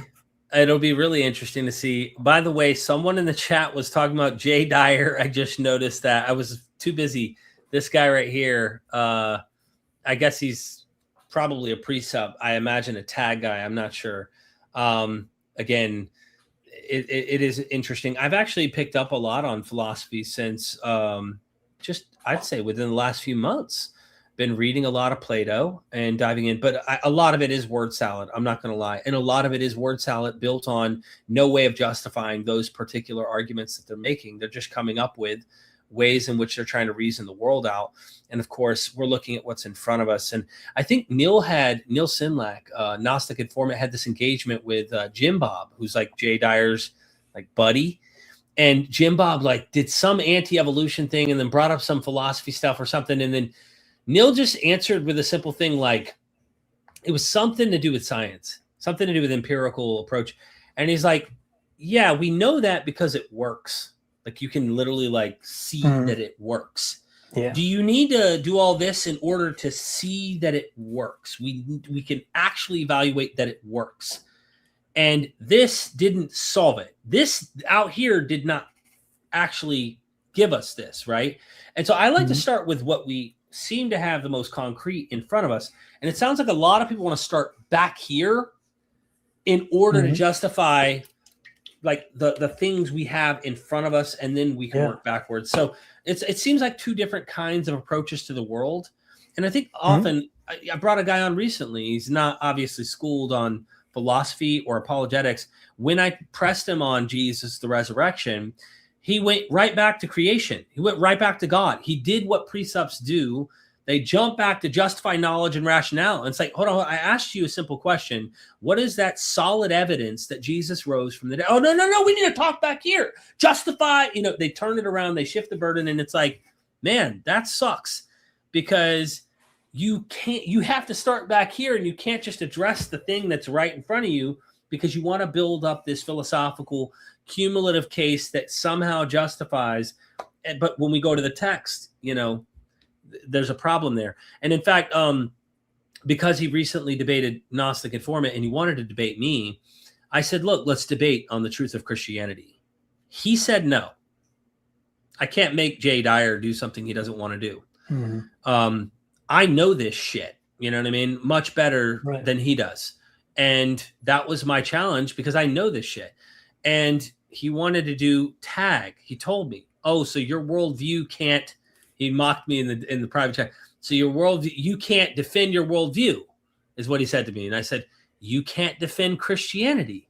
We're at a stalemate then, I guess, aren't we? Right. He didn't want to argue that. So what can you do at the end of the day when someone doesn't want to debate on a subject they know really well and can bring a lot of arguments and observations in the text and stuff that are red flags. And they prefer to stick to their same old thing they've been doing for a decade. He's good at doing it because he's a pro, I would say, sophist. He is what I think the sophists were really good at, and they put on a good show, and they, you know what I'm saying? So, what do you do? What I think about it is like they have a top-down approach to the worldview, right? Authority, divine revelation. We have a bottom-up one, observation-based, Yep. And they want us, like you said, to give up basic things like expecting the world to keep working the way it is because we can't assume a God's holding it all together. So we aren't going to, do that. But like you said, utility, it has utility. And it's even worse than that because it's built into our instincts. It's built into our memory to associate things and expect them. And so what are we going to do? We're going to fight against our instincts, despite the fact that it's not only built into our instincts and it's working in all the ways that it's working. They want to like all or nothing reject thinking at all. We just need to improve our thinking with science and philosophy, our relationship to truth. We don't need to ground having any kind of relationship with truth altogether that way. That's how I see it. It's built into our instincts. Yeah, I think it is. And again, I think when people are doing that, I think that they are weaponizing it. That this is the one trick pony that they have in order to shut down any other dialogue. If you can't justify this thing, which I would say more people who are critical philosophers who are atheists or whatever might see these categories as things we humans have observed and put labels to and whatnot. Not that they're metaphysical, existent things out there, so to speak, that they would say, hey, this must be rooted and grounded in the logic of God itself and whatnot. I think that's just the older way of thinking about the world. I mean, look in John 1, right? That's echoing something you find in Jewish philosophers, like we see with Philo of Alexandria, but also in Plato. You already have this world in which they view things and how it is. And now we're living in a different era where we have this much more ground up empiricist approach, if you will, of looking and being able to evaluate things and try to understand the world we live in without postulating the explanation back here that you don't have the slightest clue as much as we don't have the slightest clue, but you pretend you have the slightest clue. Well, guess what? I have a clue about a can right now, right here. You're talking about back here to justify the can I have right now, but you don't have the slightest clue of what's back there. You don't have the slightest clue of what's ultimately behind it, and neither do I. Right. Who's being humble here? The one who knows, who has the justification and can be certain and confident about all these things and has that, or the one who's looking and evaluating about being the fish in the water bowl and says, you know, I'm breathing water. Hold on. What? I need to really rethink this whole thing. Maybe I'm wrong about the beliefs that I once held to. Nope. I got to die within this faith and this tradition, and I've got to make everyone else seem stupid in my rhetorical game and my script in order to try and win. It's not about an honest dialogue of research and learning. It's about a gotcha. It's what it ultimately boils down to. If they're so confident that their God grounds reasoning for them, why aren't they confident enough that he's going to help them use it to talk to us about specific topics other than that? Instead, they just want to knock over the game board and be like, you don't get to play with me because you don't believe in my God. They're running away. It's like they're forfeiting. They might as well just be like saying giving up. You know what I mean? That's sad. I think it's sad, and I want to make one more comment. Then, if I can, we'll wrap things up here. Is this? I honestly, when that happened, when I started engaging the precepts, when I started to exit the faith, I had an honest question that came up that it did not help to have precepts who are trying to weaponize their arguments from honest, curious people who really do want to go, well, how come things do make sense? How come in my mind, the world does make sense? How come reason seems to, even be a thing? And how do we have calculation? And how do these questions are quelled. It's shut the fuck up and listen to me and believe my religion and my God is the explanation. You're not allowed to ask these questions from a natural world. You're not allowed to think through this in a way that allows you to consider them in an alternative path that makes better sense from the ground up, trying to reason through evolution and explain how could we have come from, really microscopic organisms through the fish stage to amphibians, to reptiles, to dinosaurs, extinction phases, finally to mammals, and mammals become us. And then we're able to reason and cognitively reflect, analyze the world, and it makes sense. And how did all that happen? That's a fascinating, I think, important question that we may not have it all figured out. We don't have it all figured out. And we're trying to think through how to make sense of that. And philosophizing about that, I think, is definitely worth it. And the precepts have given me that kind of motivation to want to think about it. But they don't want you to think about that. They want you to be like, no, they want to kind of do what James Tour did about abiogenesis. It's not possible. It hasn't been proven. You haven't been able to repeat it. Stop. God. And it's like, well, why should we stop? Why can't we keep trying to work at it? You already have the answer. We don't have the answer. We don't. And I think that that's important. We should be like Socrates and be skeptical and question and doubt and press and go, I'm trying to reason. I'm trying to understand the world. I don't have to have it all figured out. But I can tell you this idea, this ancient mythos that you're trying to, sell me, it's not adding up for me anymore. And, that's just my take. It's a way of justifying the model that they have already and just assuming staying there. Mm. And then you're trapped. You can't no new information can come in. You just hold on to this. You have to hold on to this static understanding. It's a sad way to don't you want to learn? Don't you want to continue to grow and evolve? Like, shouldn't humanity do that too? Like, I think so. And I think the more we discover and we go down that path, we'll discover other things, other breakthroughs that we didn't have. All these religions, oddly, you would imagine, like disease and famine and plague and all this stuff that's killed off so many of us, or even the problems with war. You would think like the true religion would have solved this somehow. Instead, humans are plagued with having to be violent, plagued with all of these issues we see in the animal kingdom, and we yet behave like animals on a grand scale. And I think to myself, what's more plausible? Divine agency somehow behind all of this, or the natural world? And so, I don't want to leave it like that. And then, oh, that's ugly image you just painted. But that means we have to do something about it. That means we need to have the meaning, the infrastructure. We have to craft the philosophy that helps gear us away from doing these particular things that we do. And clearly religion hasn't solved those problems, even though I think religion has attempted to do so in many ways, including the philosophy of Christianity. You know what I'm saying? Yeah. And if you think about it, if you want to stay locked in the understanding of the world from a text written compiled 2,000 years ago, however long ago it would be, what about humanity continuing to learn from all our experiences and lessons that we could take from the last 2,000 years? Well, doesn't that bring us to a better place? Isn't there more we can learn from all the mistakes, all the tribalism, all the crusades, the witch trials, all these things? Can we learn to be more empathetic and less oppressive towards people and less violent in the name of religion? Can we learn all these things and move to even better place? I think the New Testament in some ways, the Gospels maybe, I think there's progress, morally from maybe the Old Testament.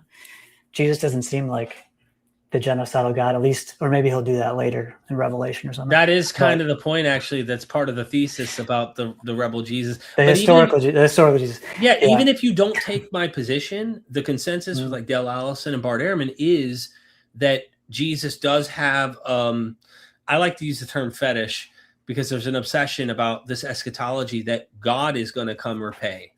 And when he comes, if you're on the wrong team, you're completely screwed. It's a really horrific view that gets painted by Jesus in the Gospels for those who aren't on Team Jesus or Team God. And even that, though, I would just say, and you've heard this before, I'm sure, at least it ends at the grave. Yahweh's done with you. Once you hit the grave, he's done playing games with you. He's done doing things to you. In the New Testament, post-Plato, probably before Plato, but you have the immortal soul from Greek philosophy that starts to incorporate its ideas into the philosophy world of the first century. And now you have these writings that talk about when you die, God's not done with you. In fact, forever and ever, depending on the model, or he has to find a way to extinguish your soul through annihilation. Yeah. That's right. Punishment for a time till you're dissolved and done for.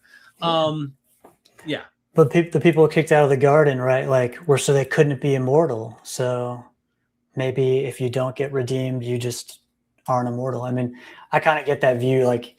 Anyway, it's kind of interesting. Yeah. But yeah, no, it's not all rainbows and sunshine in the New Testament either.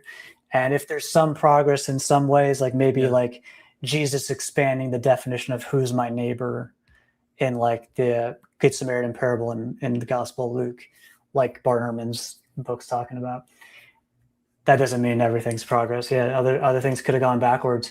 But the bigger point is we could keep growing, we could grow and learn from even more lessons as humanity and move forward even more. I think we can learn from the stories about Jesus. I think we can learn from all various sources. I do. But also, just to push back and throw this as a thought experiment, think about it. Being good to your neighbors and going beyond the Jewish realm, right? The Good Samaritan story and others. Is that Pauline? Is that saying Well, now we're targeting the Gentile world, because in Matthew, Jesus is talking about only going to the sheep of Israel, the lost sheep of the house of Israel. Do not go to the Gentiles. Do not go to the Samaritans, he says. And then he calls the Syrophoenician woman, or the Canaanite woman, I can't remember which gospel, a dog. Like, it's kind of hard to know, is that Paul that's putting in the mouth of Jesus, or is it Jesus that said this? And you and me, we nerd out on this kind of stuff. You know what I mean? I know. I think the love your enemy thing might already be there in Matthew, maybe. But like, yeah. So it's very fascinating. Yeah. I don't know what to do with all of it. But you could take inspiration from it without even knowing where it comes from or believing it literally, right? Right. Again, I think your point about progress is the development and seeing we need to continue, not be stuck, I think, on ancient revelatory belief. Okay. I think we need to constantly be growing and changing. And I think we will. And I think people are just going to keep renegotiating. Once we figure out something is really horrific, they're going to reinterpret the Bible in 1,000 years from now. They're going to find a way, to somehow make it still compatible, and yet maybe even be willing to condemn some of the ancient text and distance their understanding about divine revelation. Or maybe by then they go, some prophets were really of God and some weren't really of God. Who knows what they do with canon and how it gets renegotiated. I mean, there's just so much stuff that you never know where we get down the road, hopefully, as we get better, fingers crossed, My dad considered himself a Christian, but he did not like the Apostle Paul. He thought he was like a prick. And reading him, I'm like, I can see kind of what he meant sometimes. I agree. Pretty nasty towards his detractors. Yeah. Powerful. That's interesting. I was just talking to a good friend earlier on the phone who's a Christian as well, and he was saying the same thing. He's not a fan of Paul, and yet he's a devout believer in God and praise and the whole nine. Like, he's legit. Like, but he's not a fan of Paul. That's interesting that you said that. And we can have reasons to want to be moral from a bottom-up value system, right? Like, of what kind of world, what kind of society do you want to live in? Like, do you want to live in one where everyone's stealing from each other or murdering each other? No. Did you have good reasons, like just enlightened self-interest, to want to support basic laws and not be at war, especially in an age where people have nuclear weapons? Do you want the whole world to be nuclear apocalypse? Like, there's lots of good reasons to care about what we talk about when we talk about morality, or just how people treat each other. That don't require a top-down, like, authoritarian theism. 100%. Ladies and gentlemen, stay tuned. Subscribe to DJ. His YouTube channel has got a script about to come out. Anything final from you? No, thank you so much. It's been a pleasure, and hopefully, I think we covered a lot of ground. Hopefully there's some good stuff in here for people that they can resonate with. I agree, and appreciate your friendship, your knowledge, your time, vulnerably sharing your story. You really went into, writing. You planned, you wanted to really cover everything. You wrote down a lot of this stuff, and you might as well show everybody. Good thing. You came super prepared to try and make sure you didn't leave anything out that you thought was necessary in your story. It's not every day that you share your story, and I hope more people will open up, share their stories, whether it be on MythVision, whether it's on another channel that does this kind of stuff. Get out there, speak up, let people know they're not alone, no matter where you land, no matter what at the end of the day you believe. I'm a big harm reduction kind of person. I really do want to see people get away from more harmful beliefs, more harmful ideas. I don't think we're ever going to root everything out. I think we are primates, and I would say that to say we're not robots. And so that's my final thing. Last thing, I'm about to hit the end button. Anything else, brother? I'll just echo, tell your story. Reach out to Derek about sharing your story. When people have someone else put into words what they've gone through, like I've felt when I've listened to other people tell their story, it could be a powerful, powerful thing, and it can even help them learn to tell their own story too. Absolutely. Yeah. Well, ladies and gentlemen, never forget, we are MythVision. Son, do you want to know what the truth is? After this, there's no turning back. You take the blue pill and you wake up in your bed and believe whatever you want to. You take the red pill and you stay in Wonderland, and I show you just how deep the rabbit hole goes. Remember, all I'm offering is the truth, nothing more.